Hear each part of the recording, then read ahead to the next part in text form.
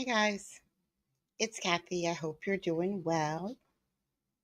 Time for OJ. So it's nice because Goldberg is still questioning, um, oh geez, I can't remember her name. We've only heard her name a million times, so why would I remember it? Anyway, the criminalist. It's right in the tip of my tongue and I can't remember. It doesn't matter. Um, and I don't know who that other lawyer is yet. So I don't know if he's very annoying or not very annoying. My guess is he's going to be a little annoying. But let's go to April 20th, 1995, part 2. Yeah. We have to call her 2. Fung would be number 1. Doogie Howser. No, that's not Doogie Howser.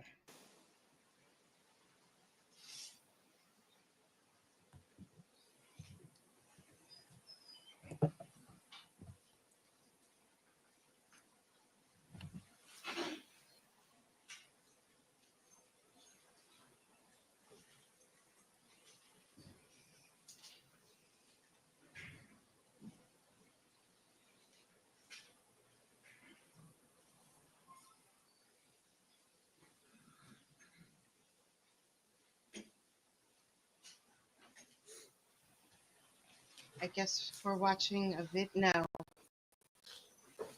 he's showing her pictures of the stains.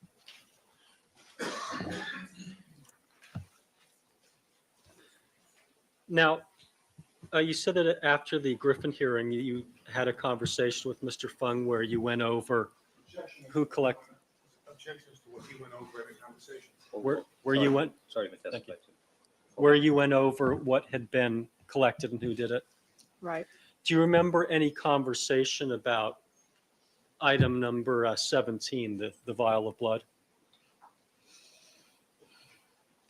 I honestly can't remember if we had a conversation or not.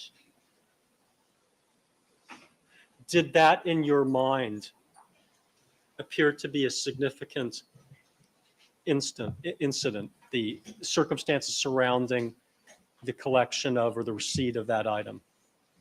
No. Why didn't it seem to be significant? The laboratory receives samples of suspects' blood or urine all the time. It was nothing unusual. Did you make it a point when you were getting ready to leave the Rockingham location after 5 o'clock to make a mental note of everything that was happening and the sequence in which it was happening?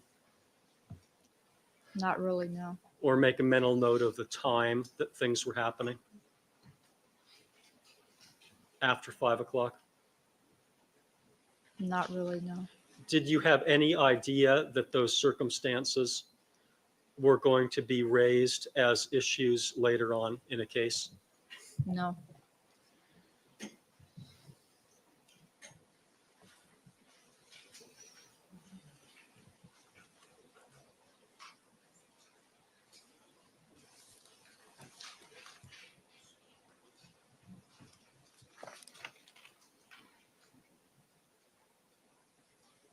Your Honor, I'd like to read from the Griffin hearing transcript. It's at page 762.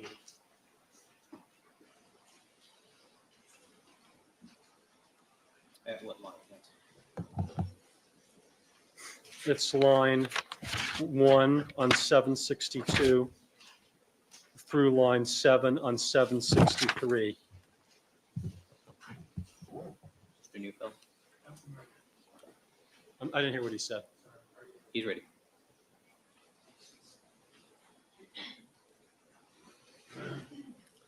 I want to ask you whether at the Griffin hearing you gave the following answers to the following questions.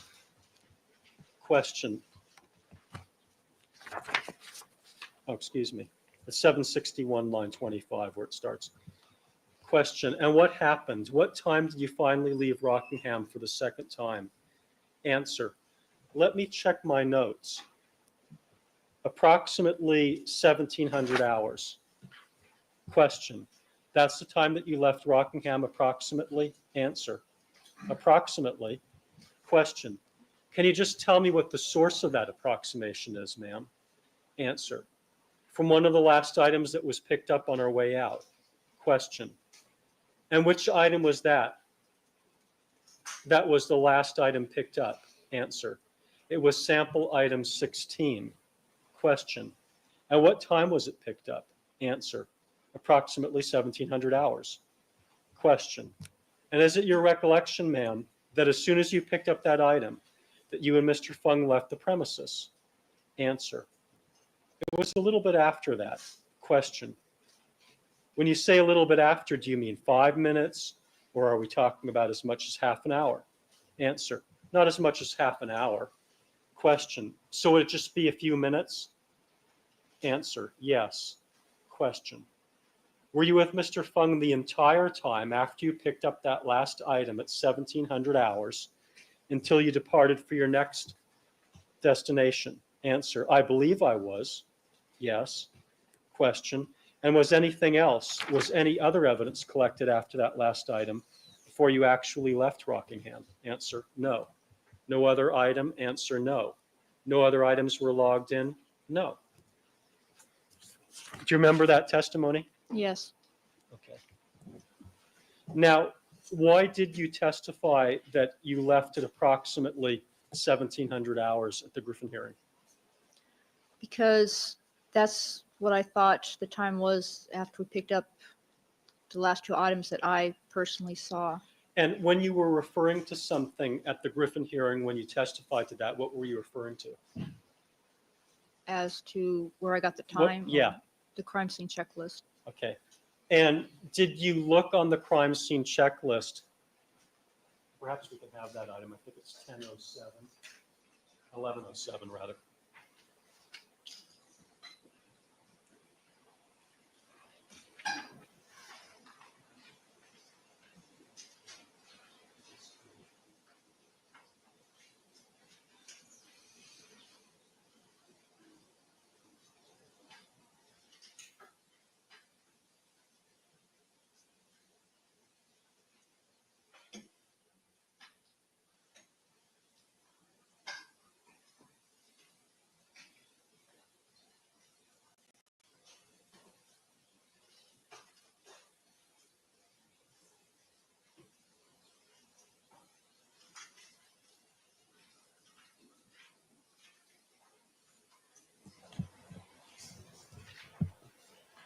Taking a look at the crime scene identification checklist, it's 1107. Do you recognize this document? Yes. Now, when was this created? Was this created on the 13th or after the 13th? After the 13th. Okay. When you were answering the questions at the Griffin hearing as to when you left, did you look at this page? No.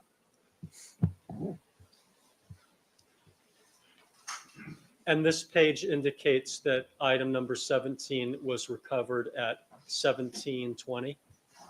That's what it says. Yes. Is that your handwriting? The 1720? 1720 is yes. That's 520. Right. Right. So had you looked at this page when you were testifying at the Griffin hearing, would you have testified differently? Yes. And what would you testify to? That we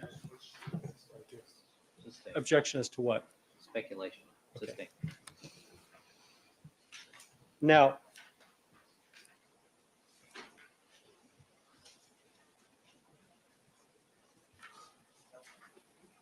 Now, as to the question that you were asked at the Griffin hearing about your recollection, thank you, that as soon as you picked up that item, that you and Mr. Fung left the premises, when you said you think it was a little bit after that, what was that recollection based on? which item are you? You were asked whether you left after you collected 15 and 16, and you said it was a little bit after that. Do they talk too fast for us to go to speed 1.25? I'm gonna leave it like this for a minute unless you guys tell me don't do that. I don't understand what they're saying. If you guys can't understand what they're saying, I'll put it back down. If you're on replay crew, you can just bump your speed down to 75%. What was that recollection based on? The fact that Mr. Fung spent some time talking to the detectives, so it would have been after that. What were you doing in that interval between the time that you got back to the location after locking everything in your crime scene truck and when you came out with the plastic bag? For a short time, I was with Mr. Fung and the detectives and the photographer. After a while, the photographer and I went into the living room and sat down. And what was your mental state at that time? Exhaustion. Did you have a clear sense of how much time was going by when you were sitting down on the couch? No.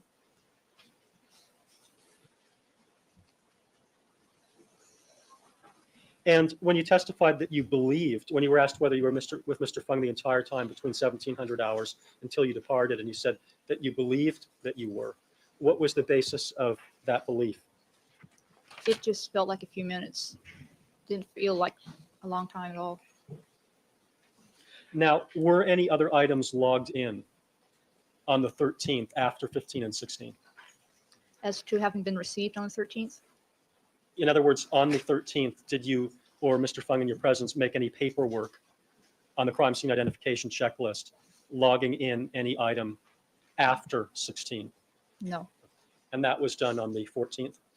I believe so, yes. And why was it that that was done on the 14th? Because our checklist was locked in the back of the truck. After we were done and ready to leave Rockingham, we had to get back to the lab to prepare the other evidence. At some point after leaving the location for the last time on the 13th, did Mr. Fung say anything to you regarding a vial of blood from the defendant? Sustained. Is that hearsay? Yes, it is. Okay, fine. All right, why don't we take our noon recess at this point? All right, ladies and gentlemen, we're going to take our recess for the lunch hour. Please remember all of my admonitions to you. Do not discuss the case amongst yourselves, form any opinions about the case, conduct any deliberations until the matter has been submitted to you. Do not allow anybody to communicate with you with regard to the case. We'll stand in recess until 1:30. Ms. Mazzola, you may step down. You're ordered to return 1:30. All right, thank you. Yes, sir. Are we going to be in session at all tomorrow afternoon under your current plan? Not in session. Okay, I understand. Thank you. All right, Deputy Magner, let's have the So okay, here's what I did, and I'll tell you why I did it. So I just figured out, all right, we have approximately 300 videos left. Okay. And see how this one is 30 minutes, 2 hours, 40 minutes, 20 minutes. There are enough videos sprinkled in here that are not 2 hours. A lot of them are. That one's 1 hour. That one's 2 minutes. That one's 1 hour. So what I did was a rough estimate. And I did 75% of the videos we have left are 2 hours long. And I did 25% of the videos that we have left are 25 minutes long. 19 minutes, 1 hour. And then I calculated that we're playing these videos at 1.25 speed. And I calculated that we do every single day for 2 hours every day. And it looks like we're not going to get done when I thought we were going to get done in December. It looks like more like February than December. But it all depends on how many of these little videos are in there. But that's just the calculation I was just doing. Now you know. Probably be January then. If it's December and now it's February, it's probably January.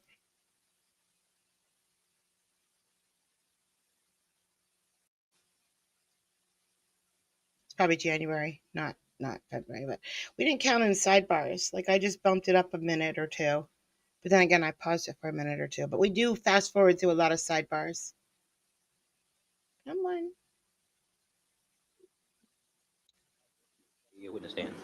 All right, the record should reflect that we've been rejoined by all the members of our jury panel. Good afternoon, ladies and gentlemen. Ms. Andrea Mazzola is again on the witness stand on direct examination by Mr. Goldberg. Good afternoon, Ms. Mazzola. Good afternoon. You're reminded you're still under oath. Mr. Goldberg. Good afternoon, ladies and gentlemen. We were talking about when you left the Rockingham location, and you were explaining why it was that when you went into the vehicle, you didn't continue filling out the crime scene identification checklist. And I was unclear on that. What was the reason? Because the identification checklist was in the back of the truck. Okay. Now, when you got back to the laboratory, approximately what time did you arrive? Approximately 6:30 or so, somewhere in there, quarter Okay. after 6. And did you fill out or continue filling out the crime scene identification checklist then? No, What was your priority when you were back at the laboratory? the main priority was to get the swatches which were collected at the scenes to be drying. All right. Now, I'll get into that in just a second, but I wanted to ask a few clarifying questions. When you were sitting on the couch at the Rockingham location before you left, I guess this would have been after 5/11, Mhm. were your eyes open or closed? I believe they were closed. At what point did you close your eyes? Probably the second I sat down. Do you, did you fall asleep? No, I wasn't asleep. And did you lose track of time when you were sitting on the couch? Yes, Were you tired at that point in time? yes, I was. Why was that?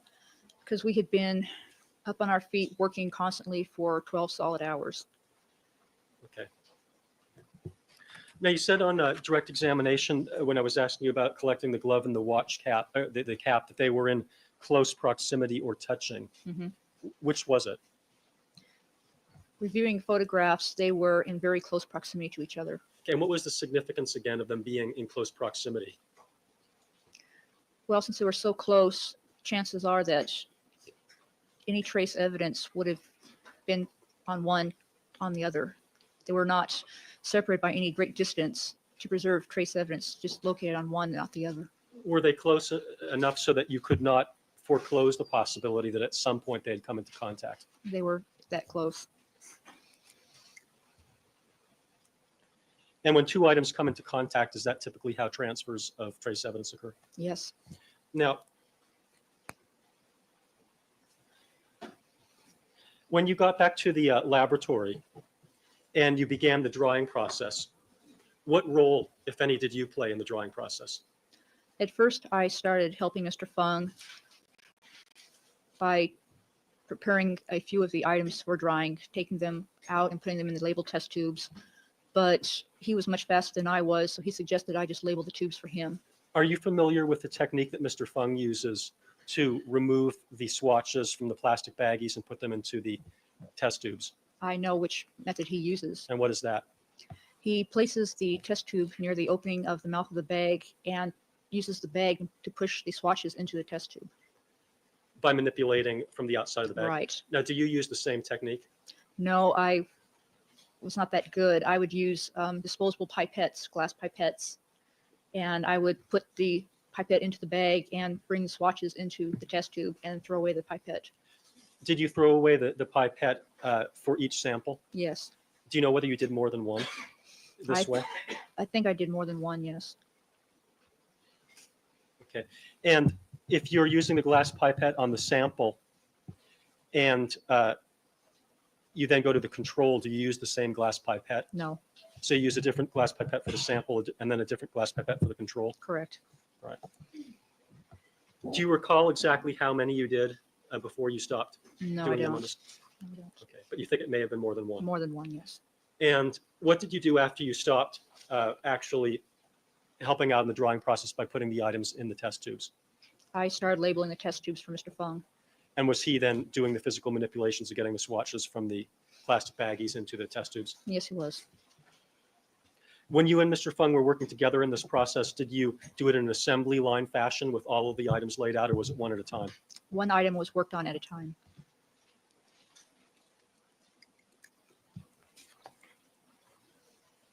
And after the items were placed in their test tubes, were they placed in the coin envelope? Yes, the test tubes were placed back in the coin envelope. And then where did they go? I mean, after this whole process is over, where do they go? Okay, they were placed in a cardboard box lid, lying down, single layer, The box lids were then placed in a cabinet, which we used just for drying the cloth swatches. And approximately what time would you say you left that evening, if you know? Offhand, I don't know. All right. When you left that evening, did you have to take Mr. Fung anywhere? Yes, Where was that? I had to take him back to the firearms section to get his car. Now, directing your attention to the next day, June the 14th of 1994. Did you enter the evidence processing room that morning? Yes, I did. And for what purpose did you enter the evidence processing room? To go to work. We had to finish processing the swatches. Were you present at a time when Mr. Fung removed some evidence from item number 9, the glove that was found at the Rockingham location? I was in the same room, yes. Okay. And were you present later in the morning when Mr. Yamauchi from the crime lab came in and took some samples? Yes. And did you see how he took the samples? I wasn't paying. Stay. Just stay. Did he take some samples of some of the items that came from the Bundy location? I believe he did. And did he take them out of the room or work with them in the room? They were worked on in the room. Now, that morning, did you continue filling out the documentation, specifically the crime scene identification checklist? Yes. I'd like to take another look back at 1107 for identification.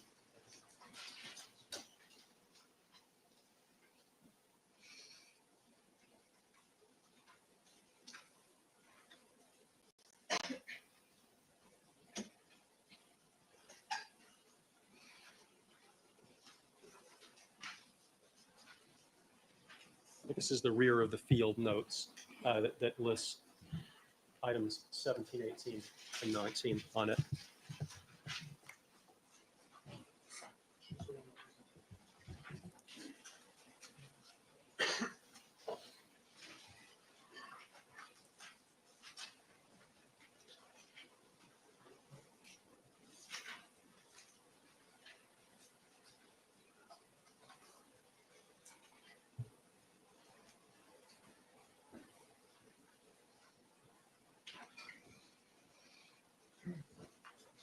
Did you find it?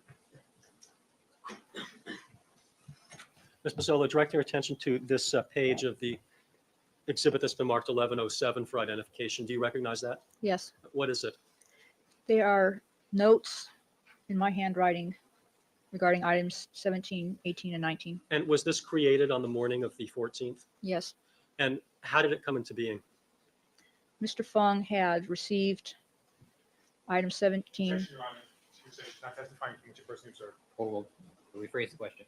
All right. Were you directed to make this document or did you do it on your own? I was directed to make this document, And what were you directed to do? to write down the item numbers and a brief description of what each item number was. Was that Mr. Fung who told you to do that? Yes. Did he give you any specifics in terms of what form he wanted you to put it on? At Not- this time? At this time, no. All right. So what is it that you wrote it down on? It was back of the page of field notes. All right. And are these the items that you wrote at that time in the morning down on this page? Yes.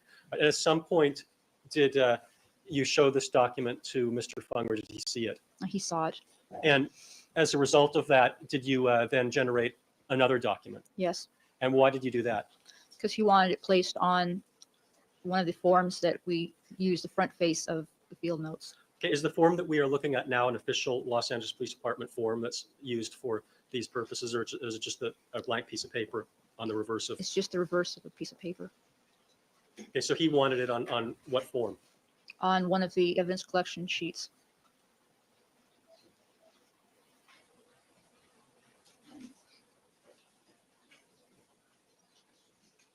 I'd now like to take a look at also 1107, and it has sample item 18, 17, and 19.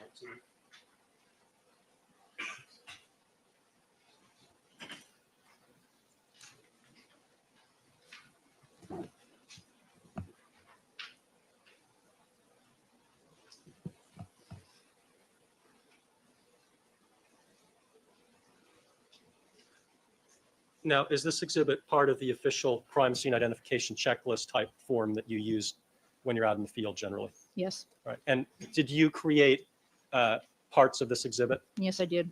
Can you distinguish between the different kinds of handwriting on there and tell us which is yours and which isn't?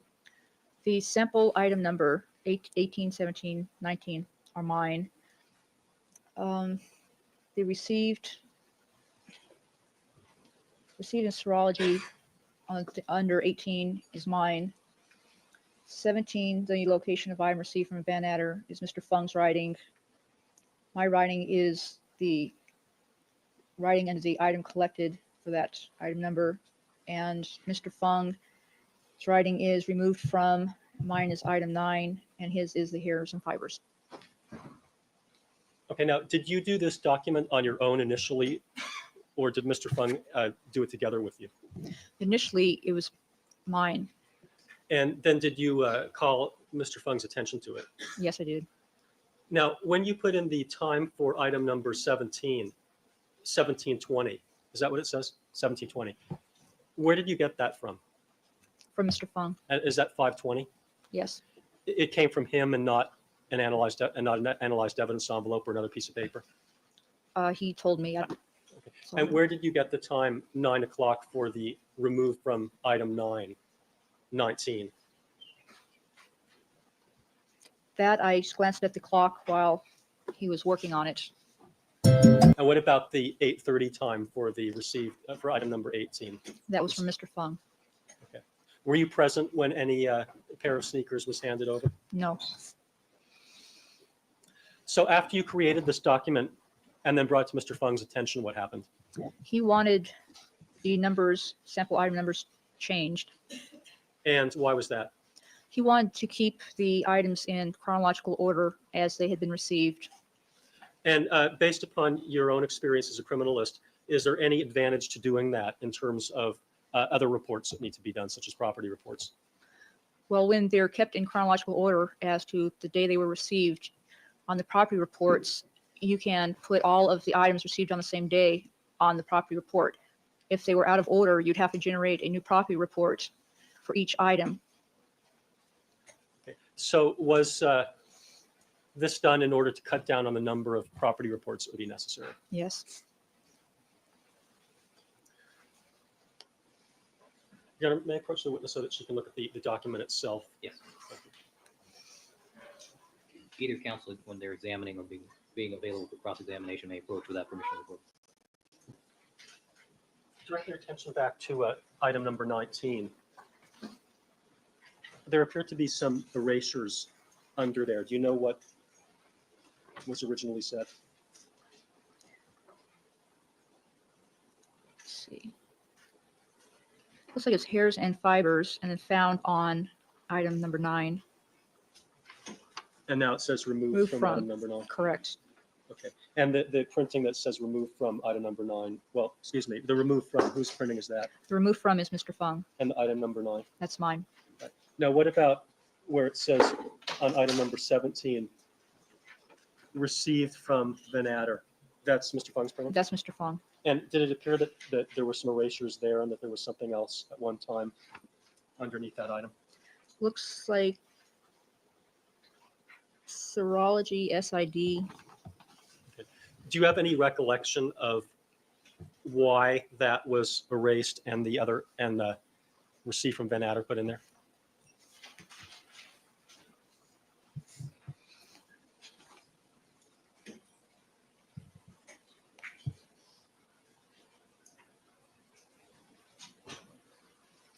I believe I was trying to put them in order that Mr. Fung wanted, 17, 18, and 19, and had started to write received in serology, meaning the tennis shoes, and Mr. Fung wanted it kept 18 first, then 17, then 19. And you just changed those Right. item They numbers. were, yeah. Now, did Mr. Fung ever tell you anything to the effect of, well, it's not coming in for hearsay purpose, Your Honor, just. We approach that. Okay. Please.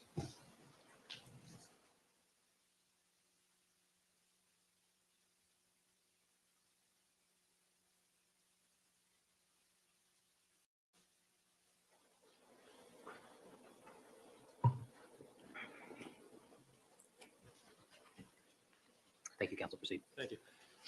Ms. Mazzola, did Mr. Fung ever tell you simply to start over again with a new form? No.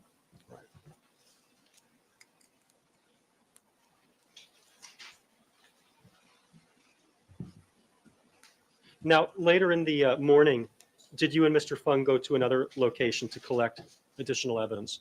Yes. Where was that? It was at the LAPD print shed. And can you tell us the time that you got there approximately? May I look at my notes? Sure.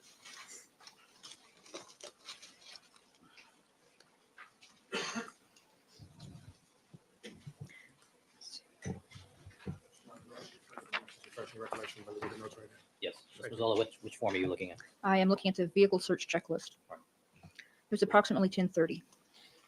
And when you arrived at the print shed, did you see the Bronco that had been earlier parked in front of the Rockingham location? Yes. Did you see how the Bronco was opened? Yes, I did. How was that? The Bronco had to be opened by 2 detectives Where did they come from? from the burglary auto detail. And how did they do it? They had to use a, I believe they're called a Slim Jim, to pop the lock. And after that was done, did you and Mr. Fung then begin collecting evidence from the Bronco? Yes. What role did you play in the evidence collection procedure in terms of the Bronco? I was holding the flashlight, making a sketch, passing him the supplies that he needed. When you say supplies, what are you talking about? Coin envelopes, plastic bags, labeling with the item numbers. Perhaps at this point, I could bring up People's 172 for identification.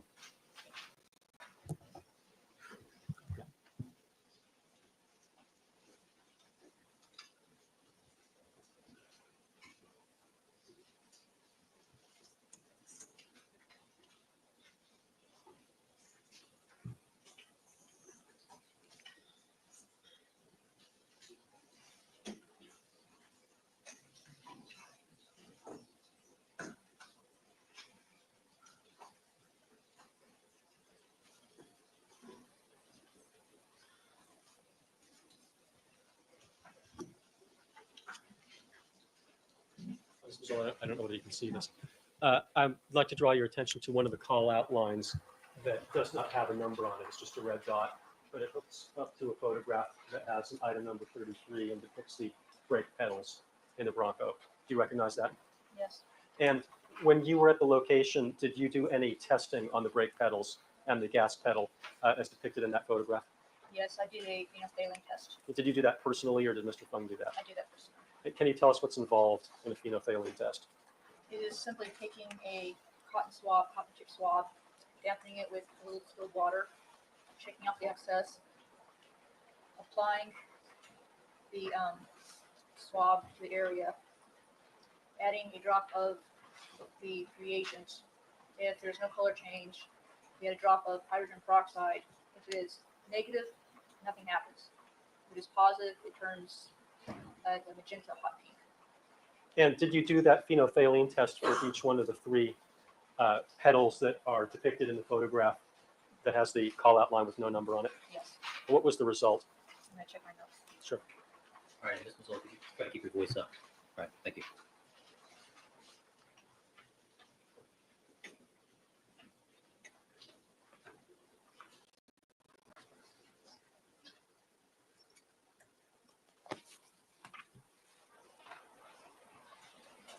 The phenolphthalein tests were positive. Did you collect any stains from that location? No. Those 3 pedals? No. And did Mr. Fung collect any stains? No. Right. Now, with respect to the stains that are on this Bronco board, were there additional stains on the Bronco that are not depicted here? If you want, you can look back on your notes.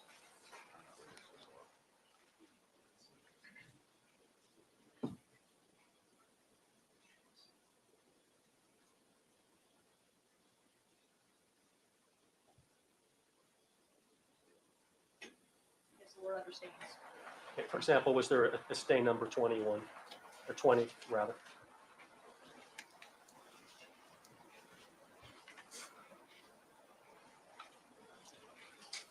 Yes, it was. Where was that located? That was located door near the top edge of the passenger door. Now, with respect to the stains that we see here that are depicted on this exhibit, let's start with the stain number 30 and 31. Do you recall specifically seeing those, or just generally that you know that there were a lot of stains in the Bronco? Objection, Your Honor. Sustain, rephrase the question. All right. Do you recall specifically seeing, well, let me ask it this way. Do you recall specifically seeing all of the stains that are depicted here, with the exceptions of 304 and 305 rather? Or do you just have a general recollection that you saw stains in there? I have a general recollection of some stains, yes. Right. Thank you. Can we take a look here?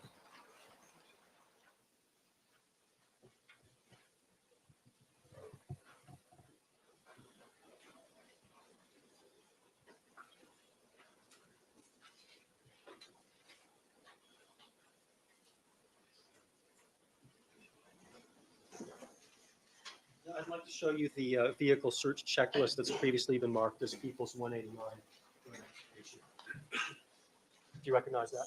Yes, And is that the documentation that you were filling out while you and Mr. Fung were collecting the stains from the Bronco? yes, And does that list all of the various stains that were obtained from the Bronco on that date? Collected, I should say.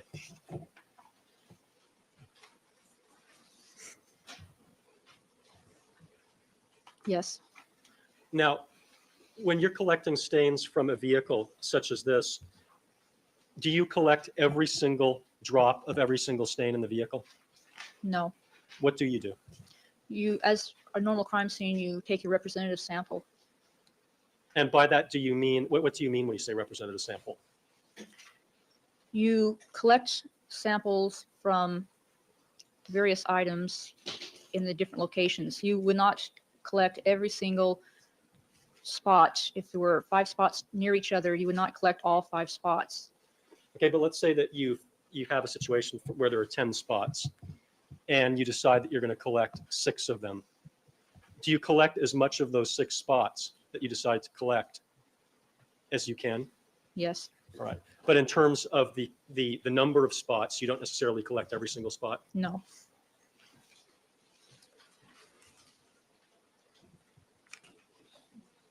Now, when you were watching Mr. Fung doing the collection, did you form any opinion as to whether he was collecting enough of the stains? I did not form any opinion, no. All right. How well could you see specifically what was going on in terms of the collection that was happening on the console? I could not see very well because it was dark and he was looking for the stains with the flashlight.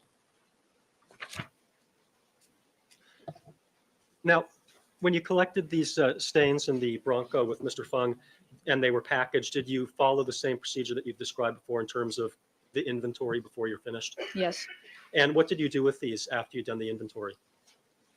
they were put in paper bags to take with us. Where did you take them? We took them to the lab.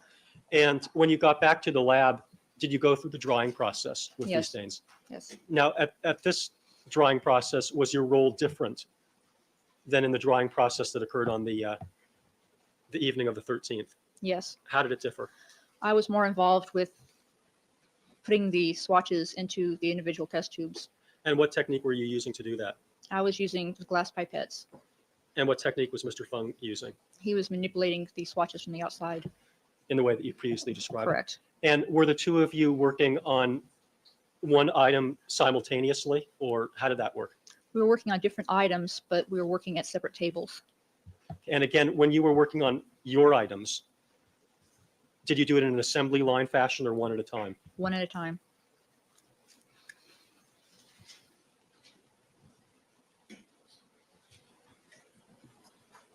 Now, after these items were put out to dry, did you participate in the packaging process? Yes. And what did the packaging process involve? You take the dry swatches, you put them in a small paper bindle, which is just a piece of paper, clean paper folded up, put the swatches in, seal it, write the DR number on it, the item number. These go back in the original coin envelopes. And did you do that in assembly line fashion or one at a time? one at a time. And after the drawing process was done on the various items that have been collected on the 13th and 14th, did you participate with Mr. Fung in writing the property reports? He wrote the property reports. He did that. He did that. And on June the 16th of 1994, did you see the evidence? That morning, yes. And what condition was it in when you saw it? Sealed boxes, So at that time, everything that had been collected was sealed up. yes. Did you see it actually being brought to the evidence control unit? No, Was that the last time that you'd seen it? yes.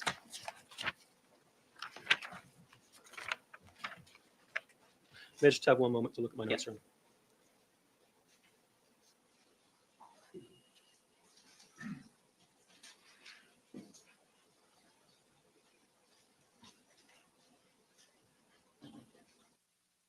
You should check more than just the bathroom.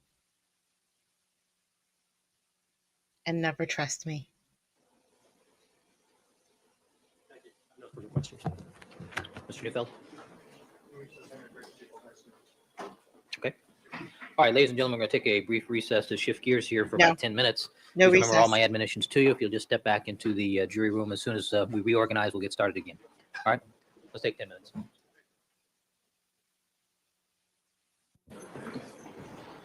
All right, David McNair, let's have the jurors, please.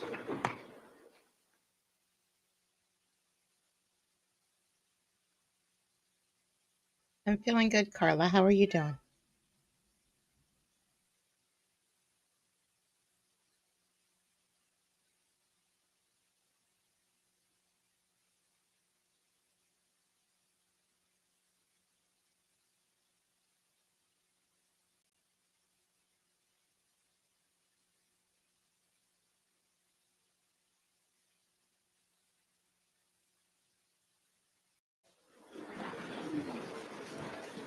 Let the record reflect that we've been rejoined by all the members of our jury panel. Good afternoon again, ladies and gentlemen.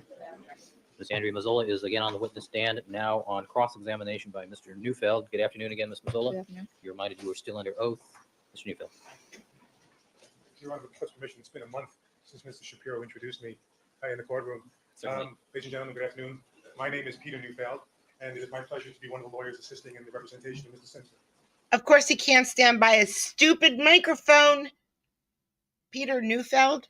Did you say Neufeld? I don't know what he said because he wasn't near a stupid microphone. It's fine. It's fine. I don't need to know his Ms. name. Mazzola, did you watch any of Dennis Fung's testimony at this trial? Or hear any of it on the radio? Just bits and pieces. And was that at work or at home? At work, I don't watch it at home. You listen to any of it at home? No. So it's on the television at work, though, Yes, and it's on people's radios at work. yes, And that's at the SID laboratories here. that's correct. And other than Dennis Fung's testimony, did you watch or listen to portions of any of the other witnesses' testimony during this trial? Maybe just bits and pieces. I don't make it a practice to listen. Well, Dennis Fung had mentioned that that the radio was on in different places in the laboratory. Is there a radio in toxicology? There, The question about is there a radio in toxicology is an appropriate question. You can answer that. That's a man question. Some man has to answer, Carla, because I don't know. yes, there is. And are people in toxicology listening to the trial?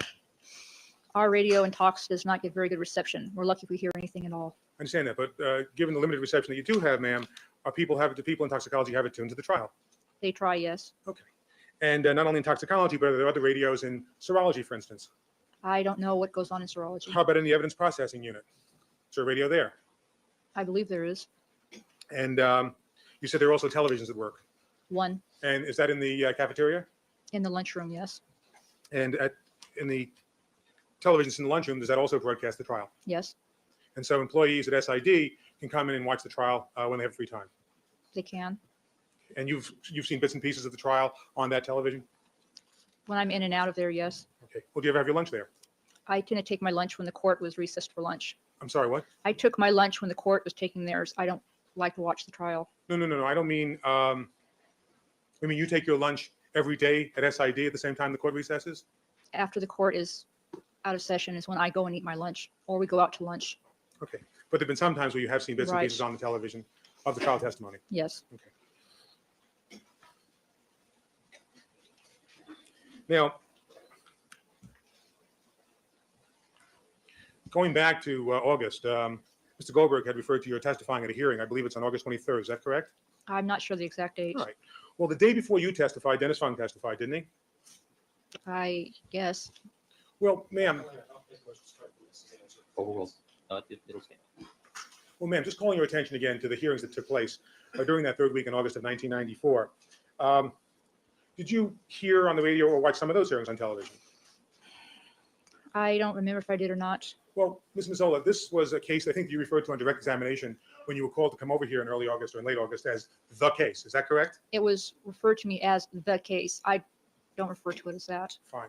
But it was a very high profile case at the Scientific Investigation Division of the LA Police Department, was it not? Yes, it was. And everyone talked about it quite frequently, did they not? They really did not talk about it frequently because we were told not to talk amongst ourselves. Well, ma'am, let me ask you this. You were one of the only two criminalists who collected the evidence at the two crime scenes at Rockingham and Bundy on those days, right? Right?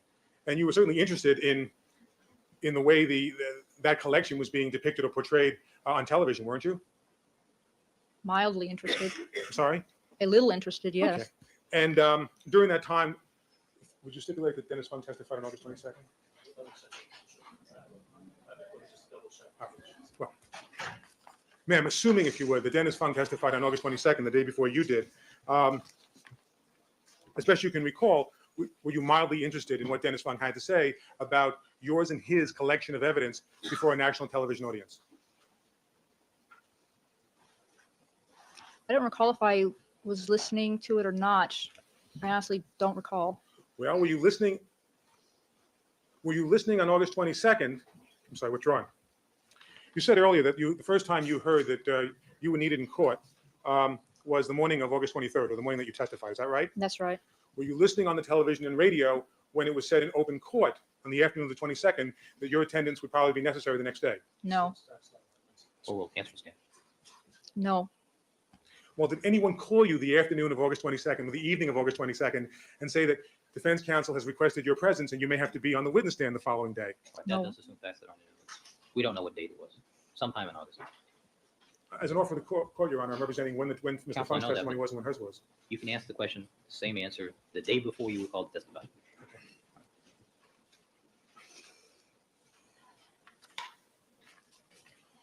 Now, in preparation for your testimony today, have you reviewed any notes? Yes. And what notes would those be, ma'am? Crime scene notes. I was able to watch some videos, look at some still photography. Did you review any transcripts? Yes.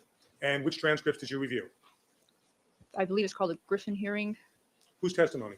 Mine. Did you review the testimony of any other witnesses from that hearing? No. Did you review the testimony of any other witnesses during the course of any other proceedings of this trial, of this case? No. And you mentioned that you've also viewed some videotapes. Correct. Approximately how many videotapes have you reviewed? I lost count. I don't know. Perhaps dozens? I don't think it was dozens. No, not Perhaps that a many. dozen? Maybe a dozen or less. Okay. And are all those videotapes shown to you by the district attorney in this case? Yes. Were any of them showed to you by police officers? No.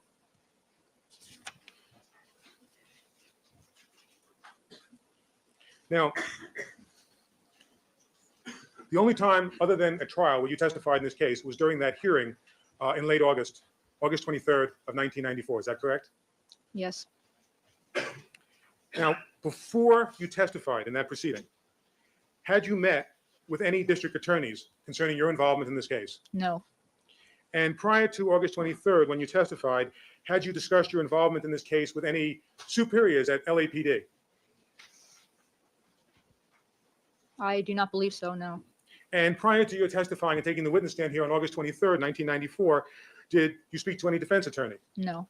Did any defense attorney suggest to you any answers before you got on the witness stand? No. Did any prosecutor suggest any answers to you before you got on the witness stand on August 23rd? No. Now, since August 23rd, Ms. Mazzola, have you had a number of discussions with employees of the Los Angeles Police Department, including the people at SID? I've talked to people at work. Yes. Well, have you had discussions with them about your involvement in this case? Yes. And let's see, have you talked to Michelle Kessler? Yes. And who is Michelle Kessler?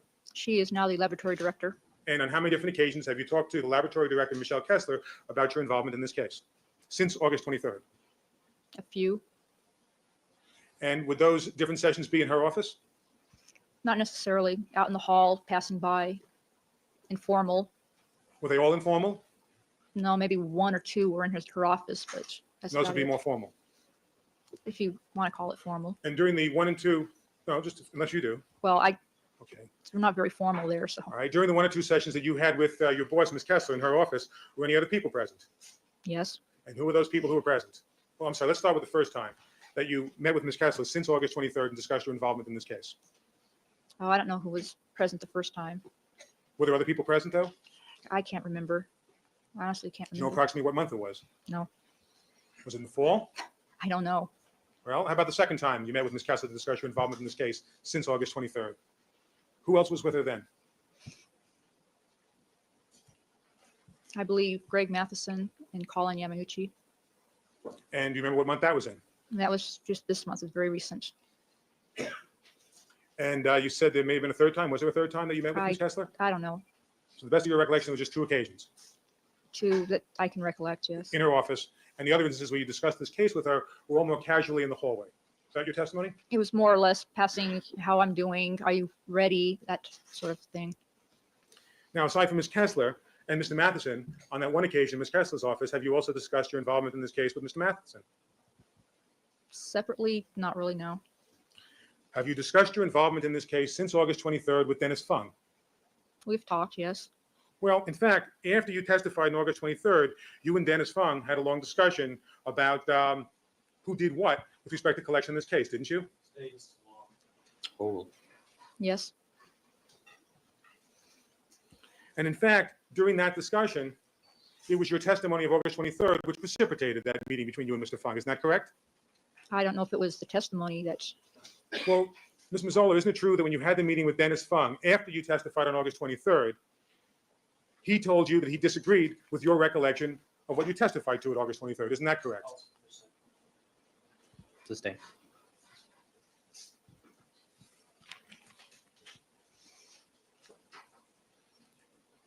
How long after the August, I'm sorry, how long after you testified on August 23rd was it that you had this meeting with Dennis Fung?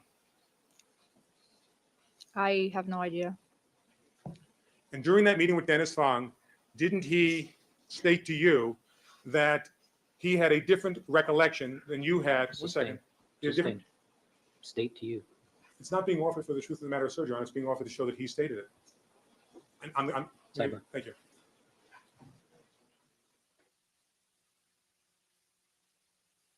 Do you really need a sidebar to describe hearsay? Yep, apparently, yes, we do. Oh boy, guys, I don't know. It feels like this attorney's going to create a bunch of sidebars and I'm going to be leaving. No. Okay. It looks like you're good. You might have some dead time right here while I'm gone. Since you've been gone. But you'll be all right.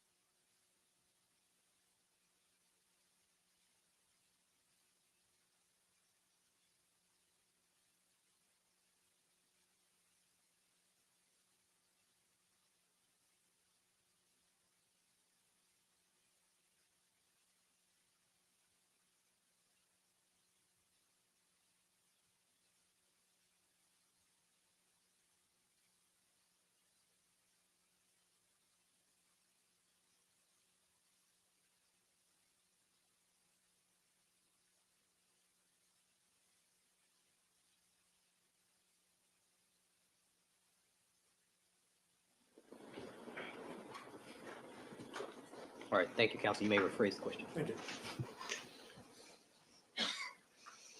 you. After you testified under oath on August 23rd, 1994, Ms. Mazzola, when you met with Dennis Fung, didn't he review with you his recollection as to who collected which items at Bundy and Rockingham?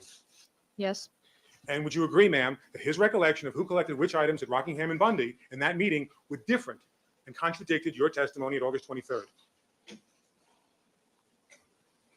I- So calls for conclusion and yours. It's her statement. Overruled. You can answer the question. I don't know. We talked about who collected what because it seemed like it was going to be a big deal rather than us working as a team. They want, Ms. Mazzola, this morning you testified that Dennis Fung collected the drops numbers 4, 5, and 6 at Rockingham. Is that correct?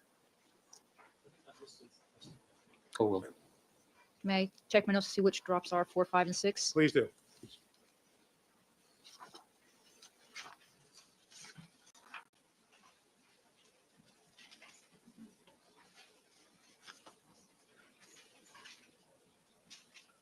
Yes, And isn't it fact, Ms. Mazzola, that when you testified on August 23rd under oath, you testified that you personally collected every drop at Rockingham?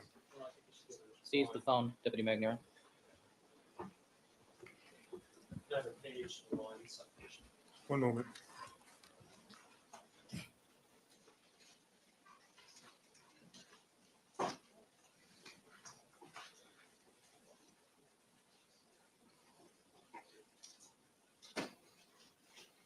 Page 698, beginning at line 22.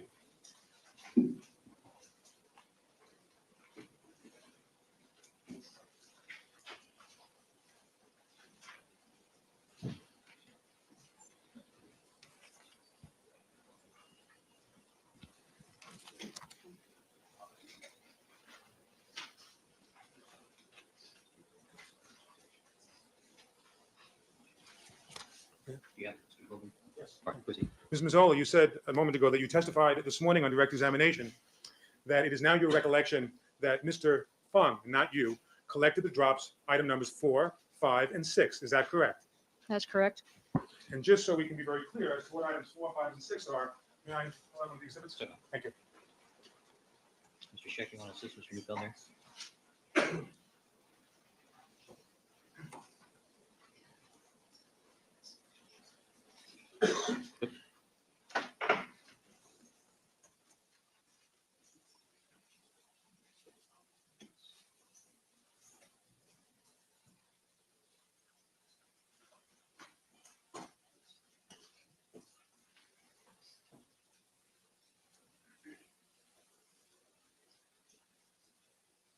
Ms. Mazzola, could you please step down from the witness stand with the court's permission?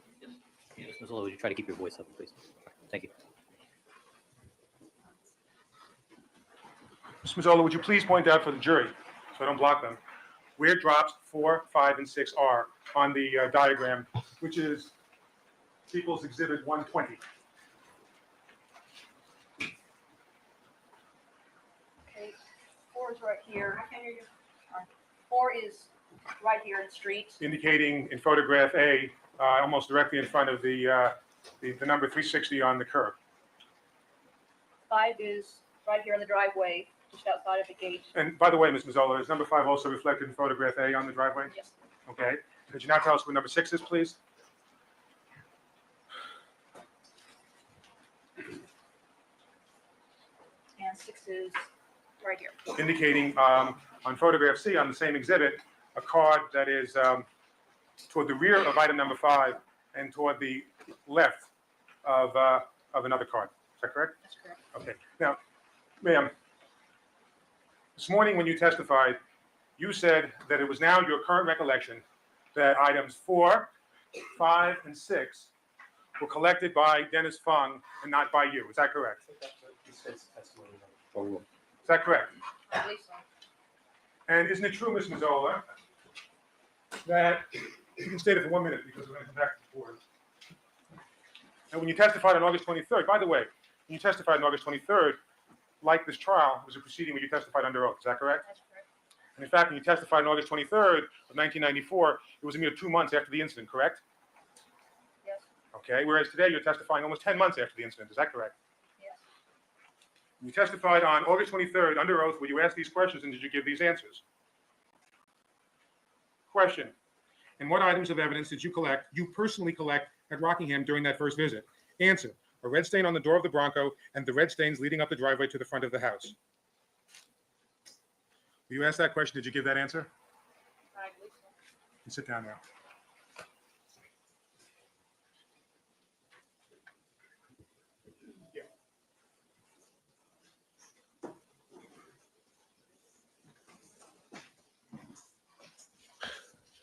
And in fact, Ms. Mazzola, was it during the meeting you had with Dennis Fung after you testified on August 23rd, where he suggested to you that he had collected some of those stains at Rockingham? Did it happen at that meeting? I don't recall if it did or not. Well, at that meeting that you had with Dennis Fung, didn't you and he then begin to put notations down on a pre-existing field report?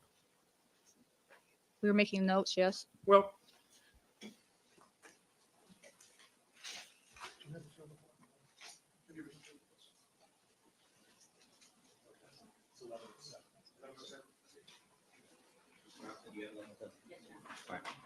She handed it to Mr. Patton, please.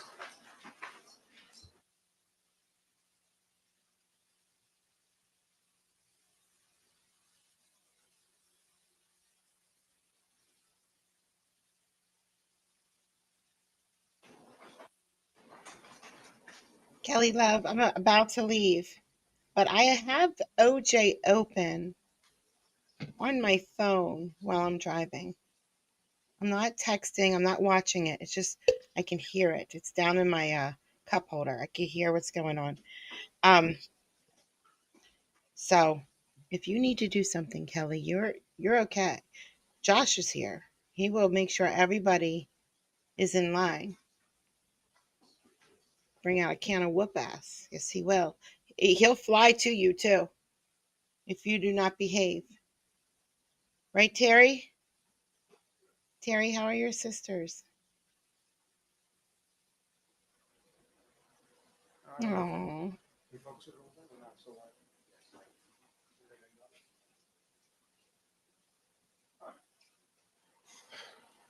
that's fine. Ms. Mazzola, do you recognize that document? Yes. What is it? A collection report. And is it a collection report for the items of evidence collected at son of a gun! I can't remember his name now. He just said it sort of, and I even said it out loud, sort of, but I don't even know what his name might be. Wonderwall is the only thing coming to my mind, and I know it's not that. Rockingham? Anyway, I'm going to take. Yes. And Take my are the daughter. items I'll be right which I back. just referred to as the drops, the Rockingham drops, if you will, are they included on that list? Yes. And are they noted on that list in the left-hand column by either a photo number and ID number? Yes. All right. And if you now go over to the 1, 2, 3, 4, 5, 6 columns, there's a column that says by. Is that correct? Yes. And what would go in that column ordinarily would be the initials of the person who actually personally collected the item. Is that correct? If at the time it was necessary, yes. Right, but that's what that column is for, correct? If the person collecting the evidence deems it's necessary to put the initials, yes. When you filled out this report on that day, that entire column for every single item at Rockingham was left blank. Is that correct? Yes. Now, when you had the meeting with Dennis Fung, you had a photocopy of this document with you, did you not? Yes. And during the meeting with Dennis Fung, he expressed to you his recollection of which items he collected, correct? We were discussing it. Did he discuss with you and explain to you his recollection of which items he collected, Ms. Mazzola? I believe so, yes. And when he did that, he said to you that it's his recollection that he collected items 4, 5, and 6, correct? During that discussion. I don't remember. Well, have you had any other discussions with Dennis Fung about which items he collected other than this one meeting that occurred after you testified under oath on August 23rd? I don't recall. And when you had this meeting with Dennis Fung, you took notes, correct? Yes. And you made entries in that column where it says by, is that correct? Yes. And for items number 4, 5, and 6, you put in that column by Fung, did you not? Yes.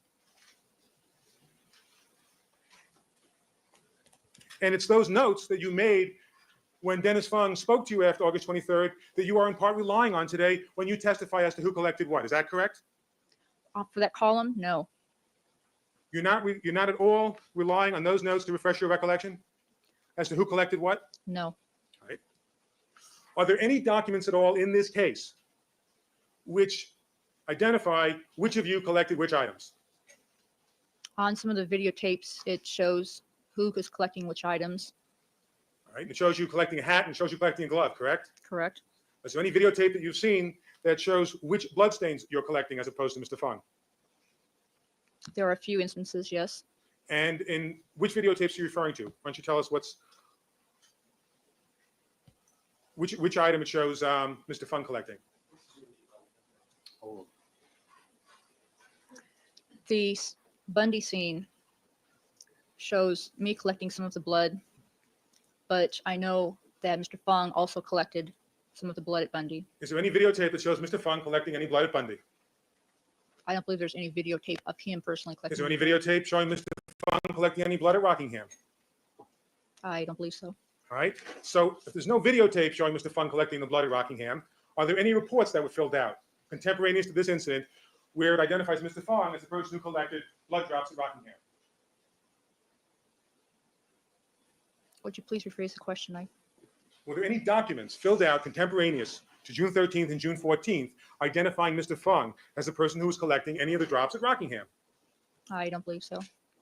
So when you testify today, ma'am, in the absence of, I'm sorry, one last question. There's no videotapes, there's no documents. Are there any still photographs showing Mr. Fung collecting any of the blood drops at Rockingham? I don't believe so. So in the absence of any videotapes, photographs, or documents, you're testifying today based on your independent recollection of what transpired back on June 13th. Is that correct? The videotapes helped me to remember what happened on that morning. Ma'am, are there any videotapes at all which show Mr. Fung collecting a single blood drop? I believe there's one at Bundy. Where Mr. Fung is collecting the blood drop? Mhm. A moment ago, Excuse me. Is that yes or no? Yes. a moment ago you said that there was no videotape of Mr. Fung collecting any blood drops. Is that It correct? shows, Forward. Proceed. it shows both of us at the one area where blood was collected. It shows me collecting some, and it shows Mr. Fong collecting some. Shows Mr. Fung actually swatching some at Bundy. Yes, Okay, and which drop is that he's collecting at Bundy? it was, let me refer to On the my- videotape. Right, I need to refer Go to my ahead. notes to find out. Wait, wait. Ms. Mazzola, let Mr. Neufeld finish asking you the question before you start answering. Mr. Neufeld, let her finish answering before you Sure. answer. Thank you. Let's see.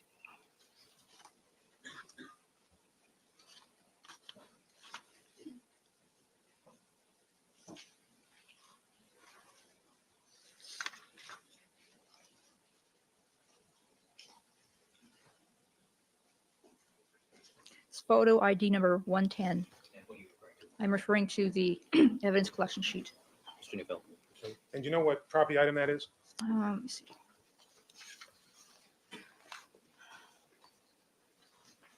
$45. That's not one of the Bundy blood drops, is it? It is a blood sample taken from Bundy And where is it taken from at Bundy?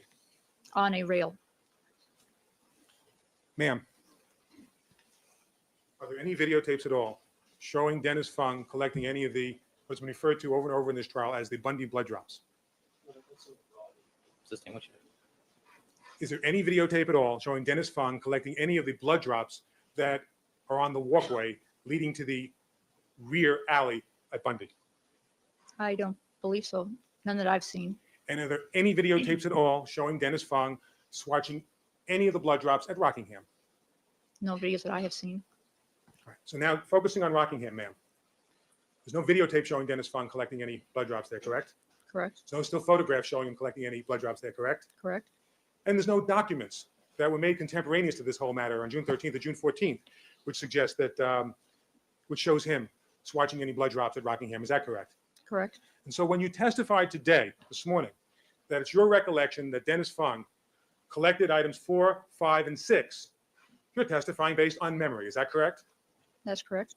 Not based on any document, photograph, or videotape that you have seen showing him actually doing that. Is that correct? That's correct? And that recollection that you now have, ma'am, is in part influenced by the meeting that you had with Dennis Fung after you testified on August 23rd. Isn't that correct? No, At the meeting when you testified, I'm sorry, at the meeting you had with Dennis Fung, Ms. Mazzola, you said that Dennis Fung told you that it was his recollection that he collected items 4, 5, and 6, correct? no, During the meeting that you had with Dennis Fung after August 23rd, didn't he tell you what his recollection was as to which items he collected at Rockingham? we were discussing the scene in general. Ma'am, during that discussion, did Dennis Fung tell you what his recollection was as to which blood drops he collected at Rockingham? I don't believe he said he recalled his recollection. Oh, ma'am, the last time, did anything happen? I'm sorry, since you testified on August 23rd, until you had this meeting with Dennis Fung, did you speak to anyone else about who collected which items at Rockingham other than Dennis Fung? I don't believe so. And did you review any photographs reflecting who collected which items at Rockingham between your testimony on August 23rd and the time you met with Dennis Fung? I was able to review some of the still photographs. But the still photographs don't depict, as you said a moment ago, Dennis Fung collecting anything, correct? At Rockingham. Overruled. That's correct. And the last time you were asked to articulate who collected what at Rockingham then was in sworn testimony that you gave in this courtroom on August 23rd, 1994. Is that correct? That's correct. And when you testified in this courtroom on August 23rd, 1994, you said that you personally collected every single one of those blood drops, including the Bronco door and the drops going all the way up the driveway at Rockingham. Isn't that correct? Overruled. Isn't that correct, ma'am? I don't know what the testimony was exactly. Did you hear me read the testimony to you just 5 minutes ago, ma'am? Sustained.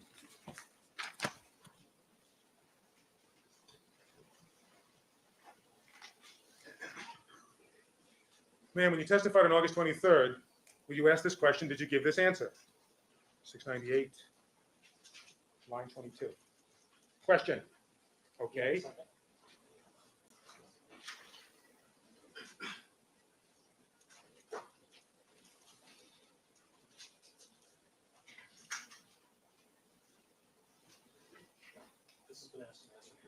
Overruled. Proceed. Question.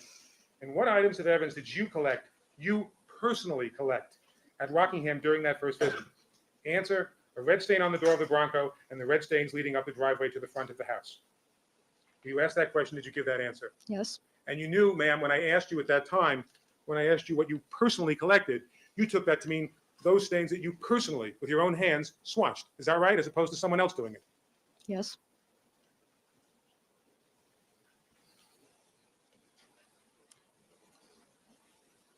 In fact, ma'am, at that meeting with Dennis Fung, by the way, do you remember when that meeting with Dennis Fung was had? I have no idea. What was it, a week after you testified? Was it the day after? I do not recall. Was it the same month? I do not, excuse me, I do not recall. Was it September? I don't know. Was it October? All right, we're cumulative at this point. Counsel.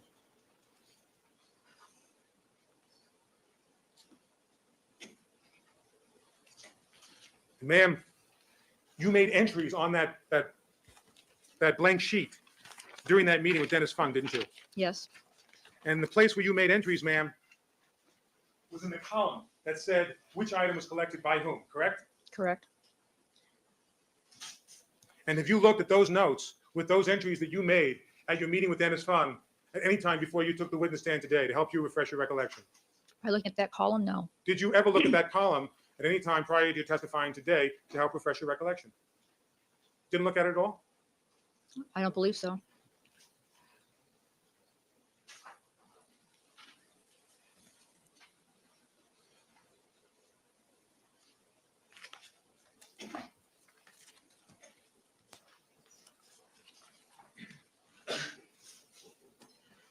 Now, other than your meeting with Dennis Fung and your meetings with Michelle Kessler, your supervisor, to discuss your involvement in this case, since August 23rd, have you had any meetings with representatives of the district attorney's office? Yes, And when was the first?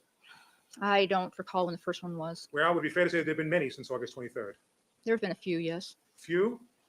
How It many hasn't- have there been, ma'am? I don't know the exact number. It's not been every day. Well, how many times have you met with the district attorney's office during the last 2 weeks?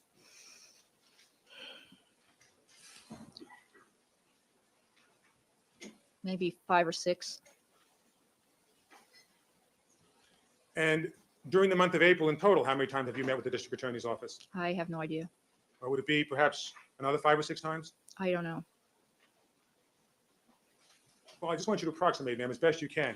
Might it be an additional 3 or 4? Could be an additional 2 to 4. I honestly don't know. Okay. Now, during the month of March, did you have any meetings with any of the district attorneys? I don't remember. You don't remember whether you met with them or not during the entire month? I had other work to do. I don't remember when I met with them exactly.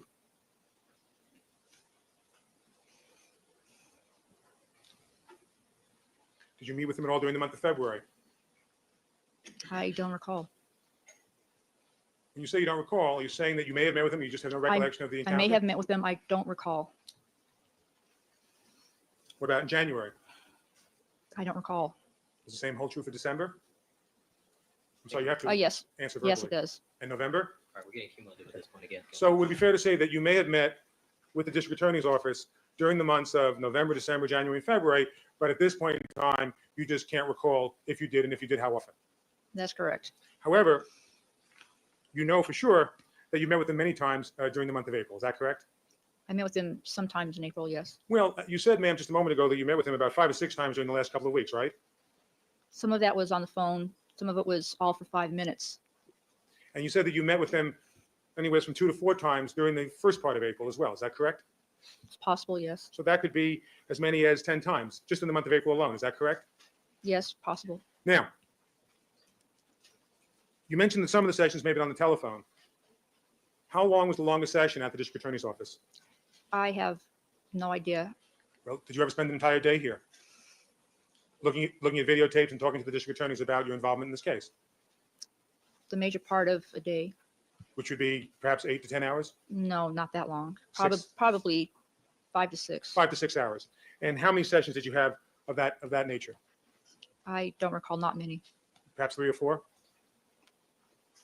Probably just closer to 3, 2 or 3. 2 or 3 sessions, which lasted about 5 hours. And Roughly. at those sessions, ma'am, which lasted 5 hours, Mr. Phil, let her finish the answer. sorry, Your Honor. Go ahead, I can't remember what you asked. And at those sessions, which lasted approximately 5 hours, those 2 or 3 sessions, how many different prosecutors were with you? It wasn't a solid 4 or 5 hours. It was on and off, sometimes watching videos. I don't recall who was with me or how many. Okay, well, I take it if you don't recall how many people were with you, there was at least more than one prosecutor there with you. Sometimes one, sometimes more than one. Well, when there was sometimes more than one, were there as many as 3 or 4? No, So you're saying the most that you ever had at any of these 5-hour sessions was 2 prosecutors? it's on and off. Is Mr. Goldberg one of those 2 prosecutors? Sometimes yes, And sometimes there were other prosecutors there instead of Mr. Goldberg? yes. And who were the other prosecutors who you met with? I don't know their names. Well, were they people who were in this room? I recognize one, And who was that man? the young lady sitting behind the audiovisual table. Indicating Diane Martinez. Okay. Were any of the other district attorneys who you see in this room present during any of those sessions? They might have walked in and then stayed a minute or so and walked out. But you don't have any recollection of any of those assistant district attorneys prepping you for your testimony? No, Did any of these district attorneys at any time take you into a courtroom? no.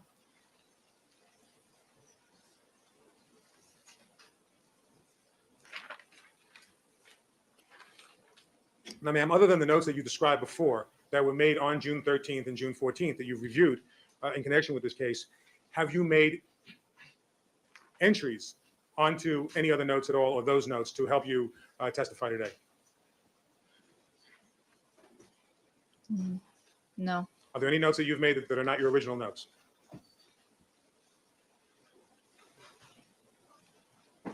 other than trying to condense some of the information so it'd be easier to find, no. Well, you said you did make notes during your meeting with Dennis Fung, correct? That was just what we had discussed on the collection by, And those notes were made both on the Rockingham evidence collection sheets and the Bundy evidence collection sheets? yes. Your Honor, I'd like permission to make a photocopy of those, if I may. Certainly. Do you have those with you? Yes. All right.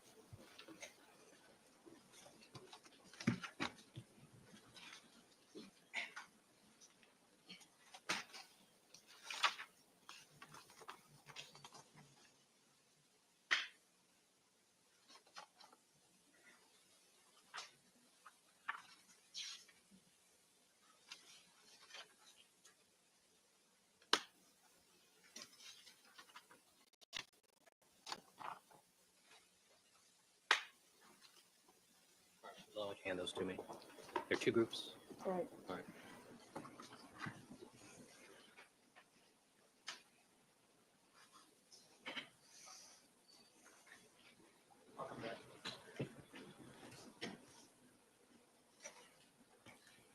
Ma'am, during any of these sessions, by the way, when was the most recent session you had with the district attorneys? This morning. And did you meet with them yesterday as well? No, actually, I didn't. This morning? This morning. And before this morning, when was the last session? Monday. And Or during Tues- any of the sessions, Excuse me, Tuesday. and during any of the sessions that you had with the district attorneys, did they review with you any of the issues that came up during Mr. Fung's testimony? Sustained. It's vague.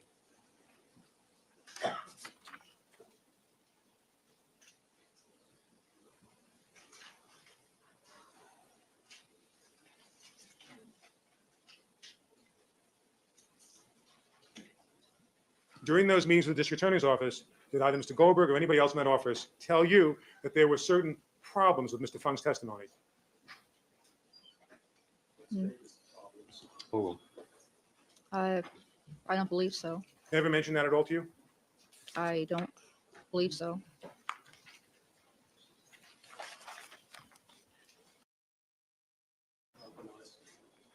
Well, would you It's a agree? combination of terms of critical and integrity. Why don't you define, have her define the terms? Or would you agree, ma'am, that part of maintaining that chain of custody and getting it right is to ensure that the item hasn't been tampered with? That is correct. And would you agree, ma'am, that another aspect of that maintaining the chain of custody is to ensure that the item hasn't been contaminated? That's Overruled. Overruled. Now,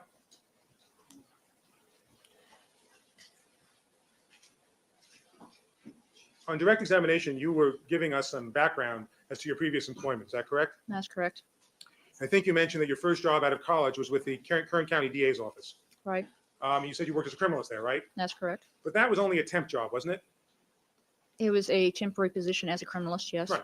And in fact, you were laid off in that position, correct? Correct. And your next job after that temp position with the Kern County DA's office was in the private sector. You're working with a private laboratory, right? That's right. You weren't working as a criminalist then, were you? Toxicologist. But you were working for a law enforcement agency, No. processing crime scenes or doing criminalist work. Not processing crime scenes. No. And you weren't working for any law enforcement agency, correct? In that job. The laboratory I worked with contracted work from various law enforcement agencies in the area. But you were not going out and actually involved in the collection of any evidence when you had that job. No, I wasn't.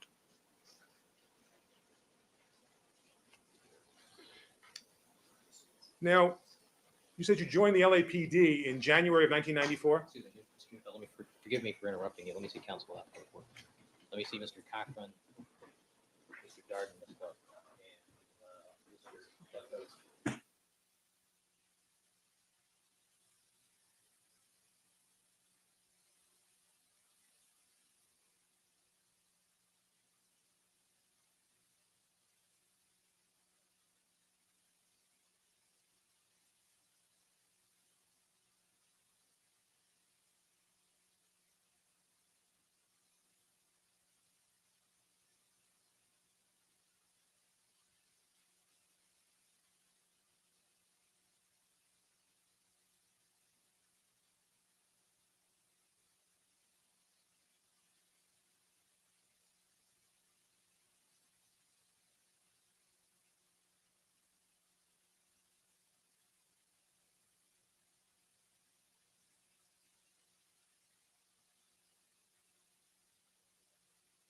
Thank you, Counsel. Mr. Neufeld, we're about to get into LAPD employment.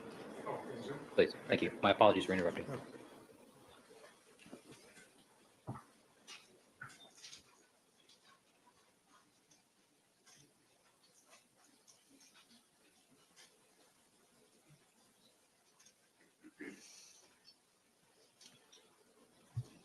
Mr. Neufeld.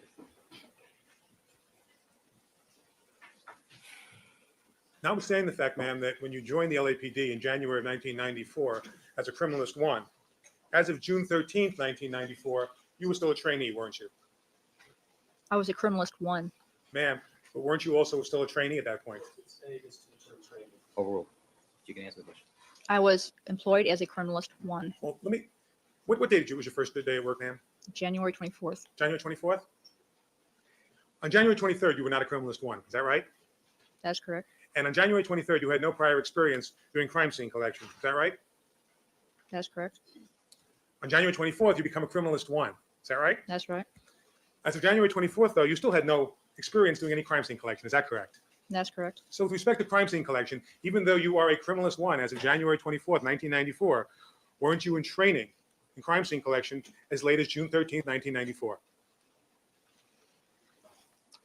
It depends on how you use the word training. Well, would you consider yourself a trainee as of June 13th, 1994? Or In a trainee in the technical aspect, no. A trainee in the discretionary viewing of a crime scene, yes. Page 689.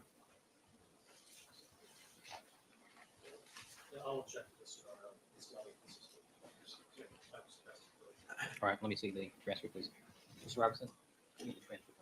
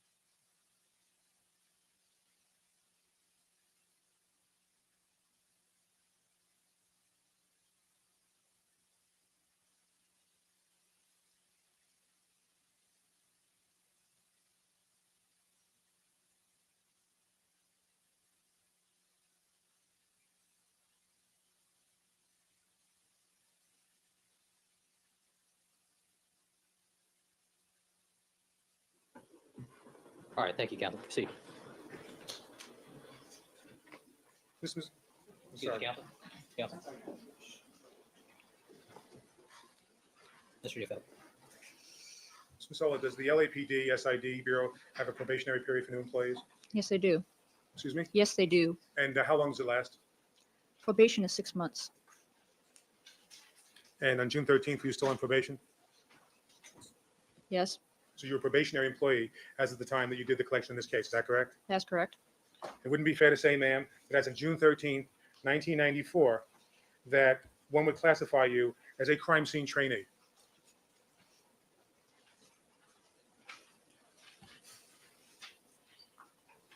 In crime scene techniques, no. In the discretionary discretionary area, yes. Ma'am, at the hearing on August 23rd, were you asked these questions and did you give these answers? Question. And when did you commence your training in crime scene collection? Answer. Exact date, I'm not sure. Question. Well, the approximate date. Answer. Approximately a month after I began working at the lab. Question. That would be sometime around the beginning of March 1994. Answer. Sometime in February, I believe. Question. And what did that training entail? Answer. I went out to the crime scenes with more experienced criminalists and assisted them and also learned the different techniques that they employ. Question. And I take it currently, as of right now, today, you are still a trainee in crime scene collection. Is that correct? Answer. I would go out with a criminalist 3 to a crime scene. So yes, I guess you would classify me as a crime scene trainee. Question.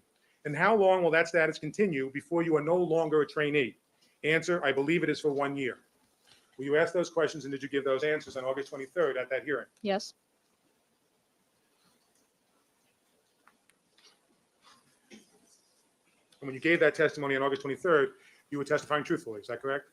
Yes. You're That's testifying accurately. Is that right? to my best of recollection.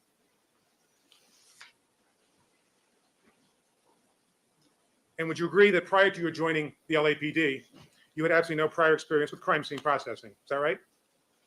Well, maybe to direct That's correct. Hmm? That is correct. And when you joined the LAPD in January of 1994, you were given a full-time assignment to a particular unit. Is that correct? That's correct. And it is the purpose of LAPD to assign you to a particular unit so you can develop your skills in that area. Is that right? So we can learn their methods, yes. And would it be fair to say that the SID criminalists have many different units and many different disciplines? That's correct. And one of these disciplines would be, I think you referred to yours as toxicology. Is that right? That's right. And another subspecialty would be serology. Is that right? That's right. Question documents might be a third. That is not staffed by criminalists. How about trace evidence? Yes, trace All evidence. right. And then there's another unit which is called crime scene processing. Is that correct? Yes. Now, you weren't assigned to crime scene processing when you joined the LAPD in January of 1994. Isn't that right? I believe, is that the field unit you're talking about? That's what I'm talking about. No, I was not assigned to the field unit. You were assigned to toxicology. That is correct. But there are other people at SID who are assigned full-time to processing crime scenes. Isn't that correct? They take their turns on rotation. Well, other than the people who take their turns on rotation, isn't it true that there are at least 2 people who are full-time processing crime scenes as part of the field unit? I don't recall that. I'm not positive if that's true or not. You don't know one way or the other. No.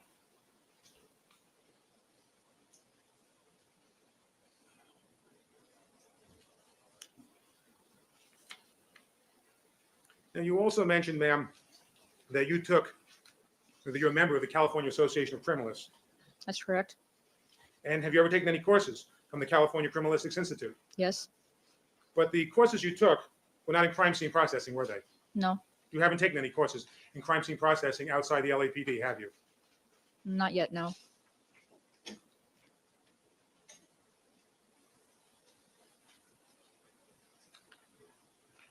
Now, you mentioned also on direct examination that you attended this thing called the Mini Academy. Is Yes. that right? Correct. And that's offered by the Los Angeles Police Department Right, SID. when you joined That's in right. January of 1994. Now, it's not really an academy in the formal sense of the word, is it, ma'am? It is training, lectures, and hands-on training. Well, you familiar with the Los Angeles Police Department Police Academy? A little bit familiar with it. Well, they have yes. their own building, don't they? Yes. Okay. You don't have any separate building for your No. instruction, do you? No. In fact, what you're talking about, this mini academy, is really employees of the SID getting together once a week to hear lectures. Isn't that right, on various topics? No. Well, doesn't it meet every Thursday or something like that? It is more of a classroom type situation And how often does it meet? once a week. And there's no textbook assigned to read, is that correct? That's correct. And there are no books that are actually distributed to the people who attend this mini academy, isn't that correct? That is correct. In fact, this mini academy is given in the same room that houses your kitchen, your cafeteria, isn't that right? Isn't that it? Sometimes it is. Now, have you heard of the California Association of Criminalists Certificate of Professional Competency? I have not heard of that, no. Well, have you heard of the American Board of Criminalists Certificate of Professional Competency? I don't believe so, no. Have you been awarded a certificate of professional competency as a criminalist by any entity in America? No.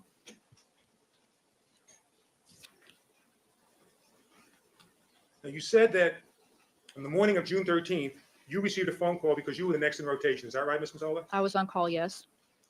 And whenever there was a major crime scene, such as this one, is it SID's goal to have two criminalists work the scene? Is that their goal? I am not sure what their goal is. All I know is I was on call. I was assigned with the Crim 3. And you said that the rotation picks a different criminalist each week. You were on call for either a week or the weekend. And you said that other than yourself, you're not sure whether there are two full-time criminalists who are assigned to the field unit to handle crime scene processing? During the day is when the field unit takes the calls. The criminalists on rotation are assigned to cover the nights and the weekends. All right. But during the day, even back in June of 1994, there was a special unit and it was staffed by two full-time criminalists, correct? To handle crime scene processing. It's the same.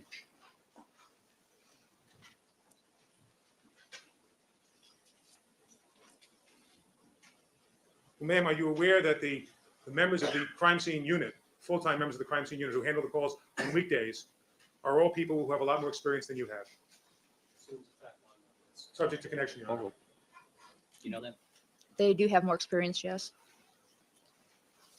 And are you aware that SID often sends out two experienced criminalists to major homicide crime scenes? Sustained. The morning of June 13th, 1994, who telephoned you at home? Detective Headquarters Division. And who was the person who actually called you? I don't remember his name exactly. He was from DHD. And what did that person tell you? It's to explain subsequent conduct, I take it. Yes. Or what were you told? He said that we had a scene. It was a 187, and he gave me the address. What does 187 stand for? Homicide. And did he tell you it was a double homicide? I believe so, yes. And on that phone call, did he mention that Mr. Simpson was a possible suspect? No, no names are given. No names at all? No names.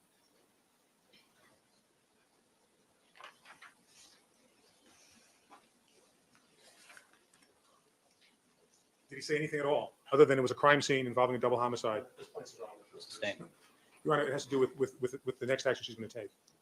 Sustained. Proceed. Was any form filled out in the truck on the way to Rockingham? Yes. By the way, before you got to Rockingham, in fact, when you got to SID, did you learn any more information about this crime scene? No. All you knew at that point was a crime scene involving a double homicide, nothing more. Nothing more. And what document did you fill out in the truck on the way to Rockingham? Start filling out the front of the field notes.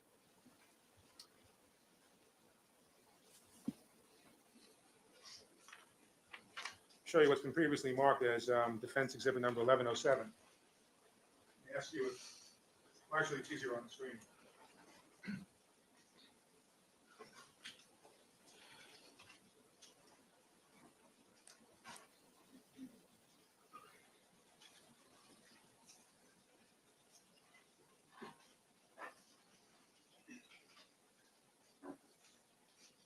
Is that the document you filled out? Yes. And on that document, that's what you said, that under officer in charge, you put in your name, is that correct? Yes. And of course, you did this before you arrived at Rockingham, right? That's correct. But you did it after you had conversations with Mr. Fung, is that correct? That's correct.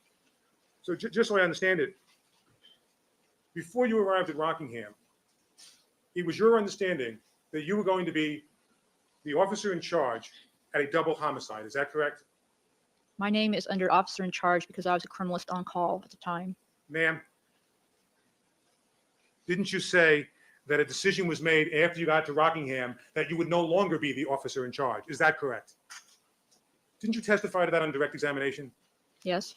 Well, if a decision was made after you got to Rockingham that you would no longer be the officer in charge, then isn't it correct that before you got to Rockingham, you were considered the officer in charge? Isn't that right? Not really, no.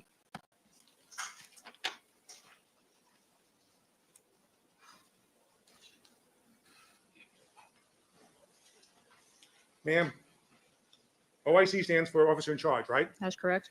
Doesn't say next on rotation, does it? That's correct. Doesn't say next on call, does it? That's It correct. says who is the officer in charge, and then there's another line that says the name of the assistant, That's correct. and that's who's going to assist the officer in charge. Correct. You didn't like cross out OIC when you're in the van and write in not really or something like that before you put in your name? Sustained. Well, when you wrote in your name next to OIC, you knew that it meant officer in charge, correct? Correct. And you were identifying yourself as the officer in charge on a double homicide. Is that correct? Sustained. Counsel, let's move on.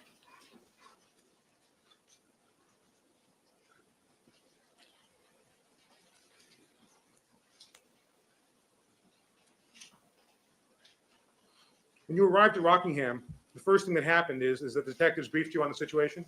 They briefed Mr. Fung. Were you present for that briefing? I was present, yes. Well, you arrived in your truck, you got out, and where was the first place that you went to? Into the front courtyard area. With Mr. Fung, right? Right. And that's where you encountered the detectives. Correct. You say the front courtyard area, you mean immediately in front of Mr. Simpson's front door? On the driveway area in that vicinity. And approximately, the driveway area in front of his front door, though, Yes. in the vicinity of where you collected item number 7? Yes. And that's where the discussion was held with the detectives? Yes. And approximately how long did that discussion last? I have no idea. Well, at this point in time, you had only filled out one form, correct? The cover sheet of the crime scene investigation unit, isn't that right? Yes. And now during these several minutes, you're having a discussion, or you are listening to a discussion between Dennis Fung and the detectives at the scene. Is that right? That's right. And how many detectives are there approximately? I honestly can't recall how many. Was it just one detective, or were there more than one? It was more than one. Were there more than two? I believe so. And at that point, those detectives gave you an idea of what items they wanted you to collect in that discussion during those 5 minutes? They told Mr. Fung what they were interested in, and he came back and told me. You said they told Mr. Fung, and then he came back and told you. You mean you didn't actually get into this little discussion that Fung was having with the detectives? No. You didn't hear it?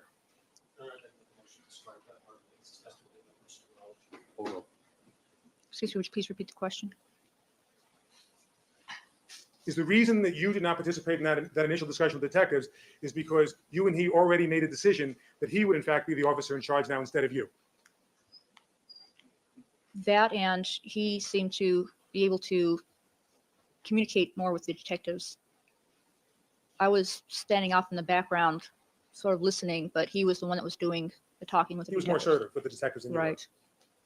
And you said in addition to that, at the beginning of this discussion, he informed you of his decision that he would now be the officer in charge instead of you? Yes. That happened right at the beginning of that discussion. More or less, yes. Okay. And how long did you say that discussion lasted with the other detectives? I have no idea.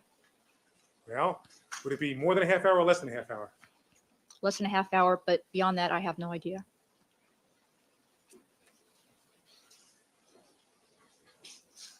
You are right. You are right. You are right. And you are freaking right. Hi, Kelly.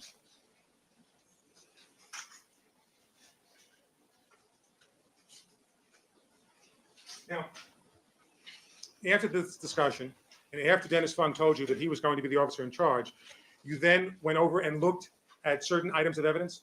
Yes. And which was the first item that you then looked at? The Bronco. And is that the first time you were told about the Bronco? Yes. And is it at that moment that you then filled out the crime scene investigation sheet for the Bronco? Yes.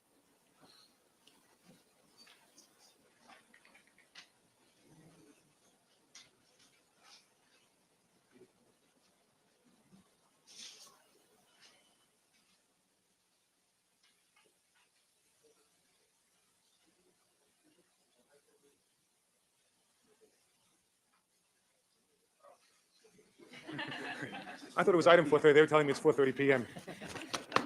You're having That's why I fun. have huh? clocks all over the courtroom. All right, ladies and gentlemen, we're going to take our recess for the afternoon. Please remember all of my admonitions to you. Do not discuss this case amongst yourselves. Don't form any opinions about the case. Do not conduct any deliberations until the matter has been submitted to you. Do not allow anybody to communicate with you with regard to the case. However, I'm going to ask you to step back into the jury room briefly before we recess as far as the jury is concerned. And Ms. Mazzola, you may step down. You're ordered to return tomorrow morning, 9 o'clock. Don't discuss your testimony with anybody except for the lawyers, please. All right? Thank you very much.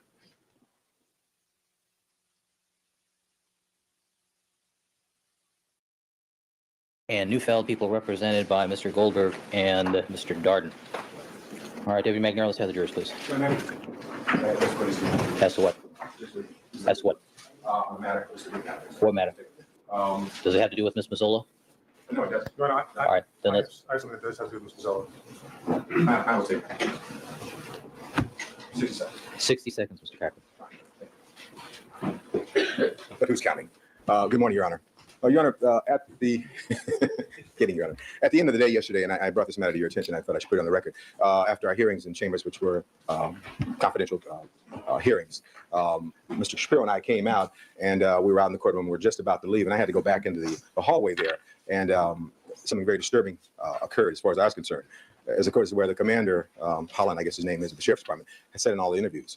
And I then saw the district attorneys, the two district attorneys, going into the jury room to have a private meeting with the sheriff's commander. Now, that's been our concern from the very beginning, that this man who's over all the sheriffs who sit with our jurors would impart special information to the DA's office. I don't know what they were talking about. They didn't invite us back there. And I indicated to the court my concern right yesterday afternoon when this meeting was going on. We then left the court. But I think that it's certainly from an appearance standpoint, it's absolutely outrageous to have something like that happen, and it's unfortunate. And I wanted to document it on the record. I did bring it to court's attention right away, and the meeting, I don't know how long the meeting went on, but it did in fact take place, and I think it's entirely inappropriate for the district attorneys to meet with the representative from the Sheriff's Department who are sitting with our jury, and it only fans the flames, and I want to indicate that for the record. All right, thank you, Counsel. Mr. Neufeld. Your Honor, can Ms. Mazzola step back for 1 second, please? Certainly. Ms. Mazzola.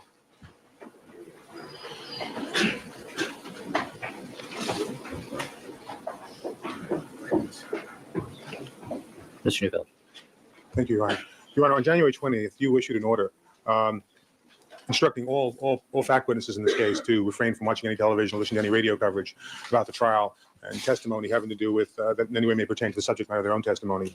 As you may recall, when Ms. Mazzola testified on Thursday, she acknowledged that she had been listening to radio coverage of the case and testimony. And in fact, there was a radio even in the toxicology laboratory that was broadcasting the trial live.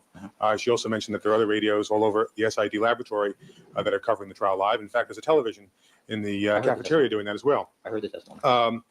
And, you know, Your Honor, two things. One is I realize that your order creates an exception for experts. I don't believe that Ms. Mazzola is an expert. First of all, she's a criminalist. One, I don't believe she would meet the criteria for an expert as you envisioned it when you issued this order. Secondly, and more importantly, Your Honor, to the extent that she does give opinion testimony, as does, for instance, Detectives Lang and Van Adder as well, can give opinion testimony. They are first and foremost fact witnesses in this case, as opposed to the classic example of an expert, which I'm sure the court had in mind. Your Honor, I think it's one thing if a neighbor, for instance, who testifies, who was walking. What are you asking for? I'm asking for an instruction, Your Honor, to this jury that they should take into consideration the fact that apparently the prosecutors failed to instruct these witnesses at SID not to listen to the covers of the trial. I'm also worried in a broader sense that every single witness, they have about 6 or 7 people from SID who are going to be testifying who are fact witnesses. And apparently the trial is being covered live as we speak throughout the SID laboratory. And all the people are listening to it on a regular basis who will be coming into court and testifying. I think that clearly, violates both the letter and the spirit of your ruling. I think it's completely different, Your Honor, if a civilian witness who comes in here happened to watch something on the television, listen to it on the radio. But when you have people who are actually under the control, or at least to some possible direct control here by the district attorney's office of the Los Angeles Police Department, and those people have either have not been admonished, or they've been admonished and ignored the admonition. Have you drafted an instruction to the jury? No, but I can do so during the luncheon break, Your Honor. Mr. Goldberg? Your Honor, as I recall the court's order, and I read it, it did exempt expert witnesses. And the witnesses that we are calling are all expert witnesses. And we don't have a sliding scale for expertise where somehow people with PhDs are treated differently than people with bachelor's degrees. These are expert witnesses who are trained in crime scene processing. Other SID witnesses are expert witnesses who are trained in analysis and are going to be testifying as expert witnesses. If the court will recall the cross-examination on Mr. Fung, there are several things that I bring up. Number one, he was given a lengthy series of hypothetical questions. We don't allow those questions for anyone other than an expert witness. He was cross-examined about treatises that he's read. The issue is Ms. Mazzola, not Mr. Fung. Well, he just lumped. Focus your attention on Ms. Mazzola. Okay, but Your Honor, I don't distinguish between the two, and that's my point. I don't say that we have a sliding scale of expertise. She has gone to school. She has graduated. She has read textbooks on crime scene processing. She has been trained in crime scene processing. She is going to be asked to render certain opinions about what she did and the effects that it had, and so on. And what we are trying to decide is whether prospectively the prosecution had a duty to misinterpret the court's plain order that exempted expert witnesses and reinterpret. I think misinterpret. Because I mean, it seems like there's a rule of statutory construction that unless there's some ambiguity in the language, you interpret it the way it's written, and that is what I did. But I just like to try to look at this prospectively from the prosecution standpoint. What has happened with our SID witnesses? They've been asked about things that they did not witness. Mr. Fung was examined extensively about a blanket that was placed upon Nicole's body that occurred before he arrived at the crime scene.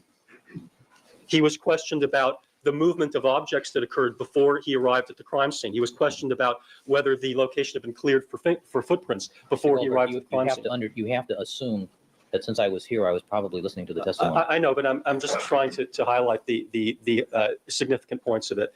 And they were asked about coroner's activity. One of the ways that you can question a expert witness is by giving them a hypothetical. And another way, and it is a proper way, is to ask the witness, have you viewed the testimony? Have you listened to the testimony? And based upon what you have heard, what opinions did you render?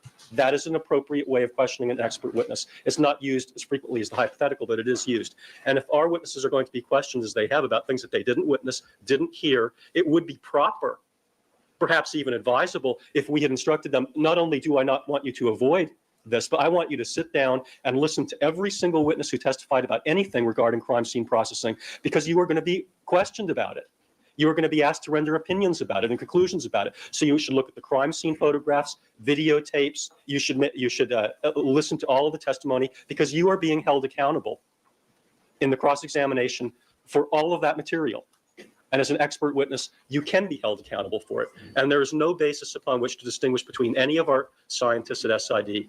And I think that kind of an instruction would be entirely improper. But what I would ask the court to do, and I was thinking about this before Mr. Neufeld raised it, is to instruct the jury, since they don't know, that the court did issue an order that exempted expert witnesses. I was thinking the exact opposite of what Mr. Neufeld is, because they have been implying through their questioning Somehow that doesn't surprise me. that there is something improper about what has happened here. And what immediately occurred to me is, well, wait a minute. The jury should know that there is an order that exempts expert witnesses, and we would be asking for an instruction to that effect. Have you drafted any such instruction? No, I haven't, Your Honor, but I will draft an instruction. And what I would propose to do probably would be simply to draft an instruction that's along the lines of the language that the court used in its order, that says that we apply a different rule towards expert witnesses. And here was my order that I gave out to the prosecution and to the defense. All right, thank you, counsel. Thank you. All right, the court will decline at this time to instruct the jury regarding this issue. The court's order regarding expert witnesses does cover anybody from the Scientific Investigation Division. It's not reasonable to expect a court to go witness by witness as to whether or not they're an expert given this particular category of witnesses. Secondly, the defense has the right to cross-examine as to what exposure Ms. Mazzola has had, and that is fair game for cross-examination. All right, let's have the jurors, please. Let's have Ms. Mazzola.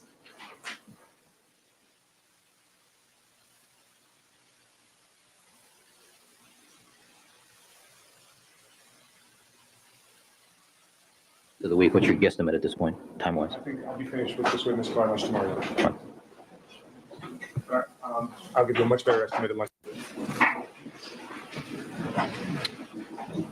All right, let the record reflect that we've been rejoined by all the members of our jury panel. Good morning, ladies and gentlemen. Andrea Mazzola is on the witness stand, and she is undergoing cross-examination by Mr. Neufeld. Good morning, Ms. Mazzola. Good morning. You are reminded that you are still under oath. Mr. Neufeld, you may continue. Morning, Mr. Mazzola. Good morning. Morning, ladies and gentlemen. Ms. Mazzola, since we last saw each other on Thursday afternoon, have you had any prep sessions with the prosecutors since you left court that afternoon? Oh, well, I have talked with them a little bit, yes. Well, have you met with them at their offices? Yes. Okay. Did you meet with them on Thursday after court? No. Meet with them on Friday? No. Meet with them on Saturday? No. Sunday? No. Yesterday? No. Okay. When did you meet with them this morning? Yes, this morning. This was the first time? I believe so, yes. Talked to them on the telephone over the during the break? during the 4-day break about this case? I think I did. You think you did? I think I did, yes. You're not sure? I don't remember. You don't remember speaking to prosecutors on the phone about this case during the last 4 days? It One or might the have, other? it might have just been to tell me when to show up to court. I don't remember. Now, Ms. Mazzola, when we were last in court on Thursday afternoon, you testified, I believe, that only after you arrived at Rockingham in the early morning hours and you listened to a discussion that Dennis Fung was having with the detectives, that Dennis Fung told you that given the nature of the case, that he and not you would be the officer in charge. Is that correct? That's correct. And after he told you that he would become the officer in charge, the detectives then told you about the Ford Bronco for the first time. Is that right? I believe so. And the detectives took you and Fung over to see the Bronco. Is that correct? That's correct. And it's when they took you over to see the Bronco that you first began to fill out the vehicle search checklist. Isn't that right? That's correct. And notwithstanding, Ms. Mazzola, yours and Dennis Fung's testimony that upon arrival at Rockingham, that he announced that he would be the officer in charge, that on the vehicle search checklist, which you began to fill out, I'm sorry, withdrawn. Isn't it true, Ms. Mazzola, therefore, that even though you had been informed in advance of filling out the vehicle search checklist that he would be the officer in charge, that you nonetheless put yourself down as the officer in charge on that vehicle search checklist? That's correct. And by the way, that report, the vehicle search checklist, where you put yourself down as the officer in charge, that was done in pencil, was it not? Yes. And I believe that the reason that these field reports are filled out in pencil is so that if there are errors or omissions or mistakes, they Excuse can me, be. Mr. Neufeld. Deputy, there are people in the back row who are conversing next to the photographers. Would you eject them from the courtroom, please? 2 individuals next to the photographers. You want me to say first thing? No, go ahead. Proceed.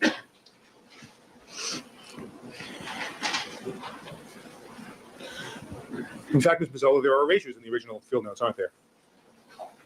And there could be, yes. Well, have you looked at the original field notes in this case at any time since June 13th? I think I had once or twice. Do you have the originals with you? Mrs. Robertson? I think it's 1107, you're right.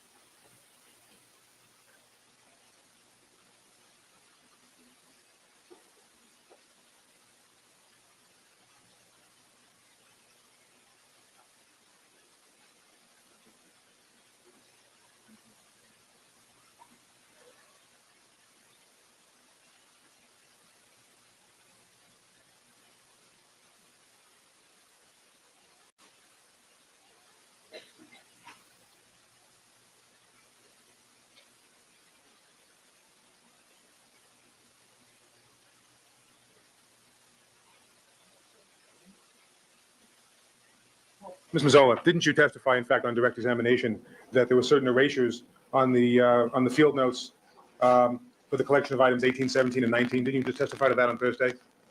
Yes. Okay, so it was not unexpected for you and Dennis Fung to make erasures to correct errors in the notes. Is that right? That's Overruled. that's correct. Yes.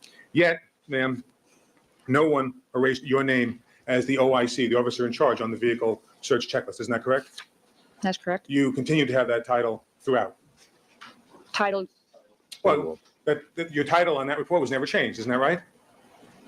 That's correct. And that report was filled out even after Dennis Fung told you that he was going to be the officer in charge. Isn't that correct?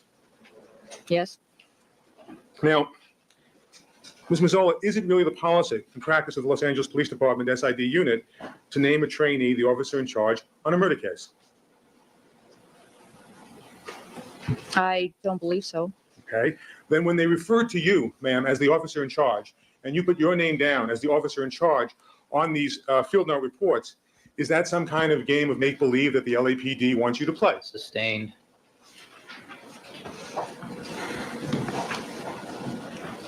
Ms. Mazzola, isn't the real reason that you testified on direct examination that a decision had been made to name Fung the OIC after you filled out the cover sheet for Rockingham was because it was necessary for you to support Dennis Fung's testimony, minimizing your involvement in this case? Sustained. Sustained on both counts.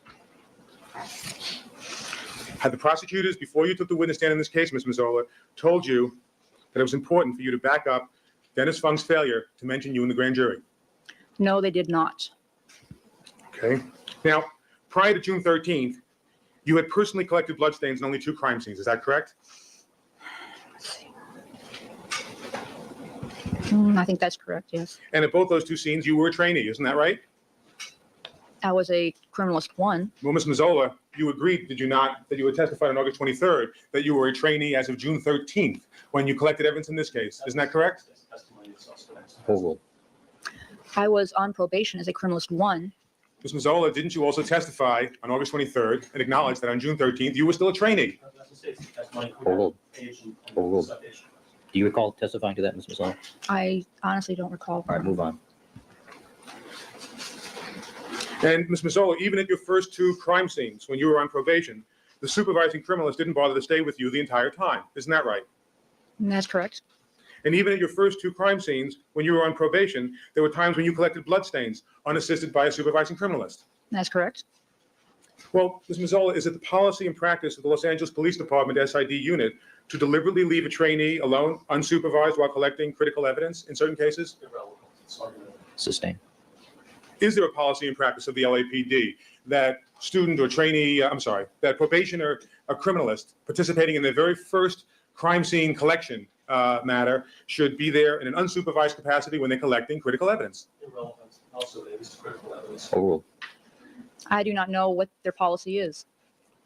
Well, have they ever expressed to you, ma'am, a desire to have you simply learn from your mistakes when handling important evidence at a murder crime scene? It's vague. Rephrase the question.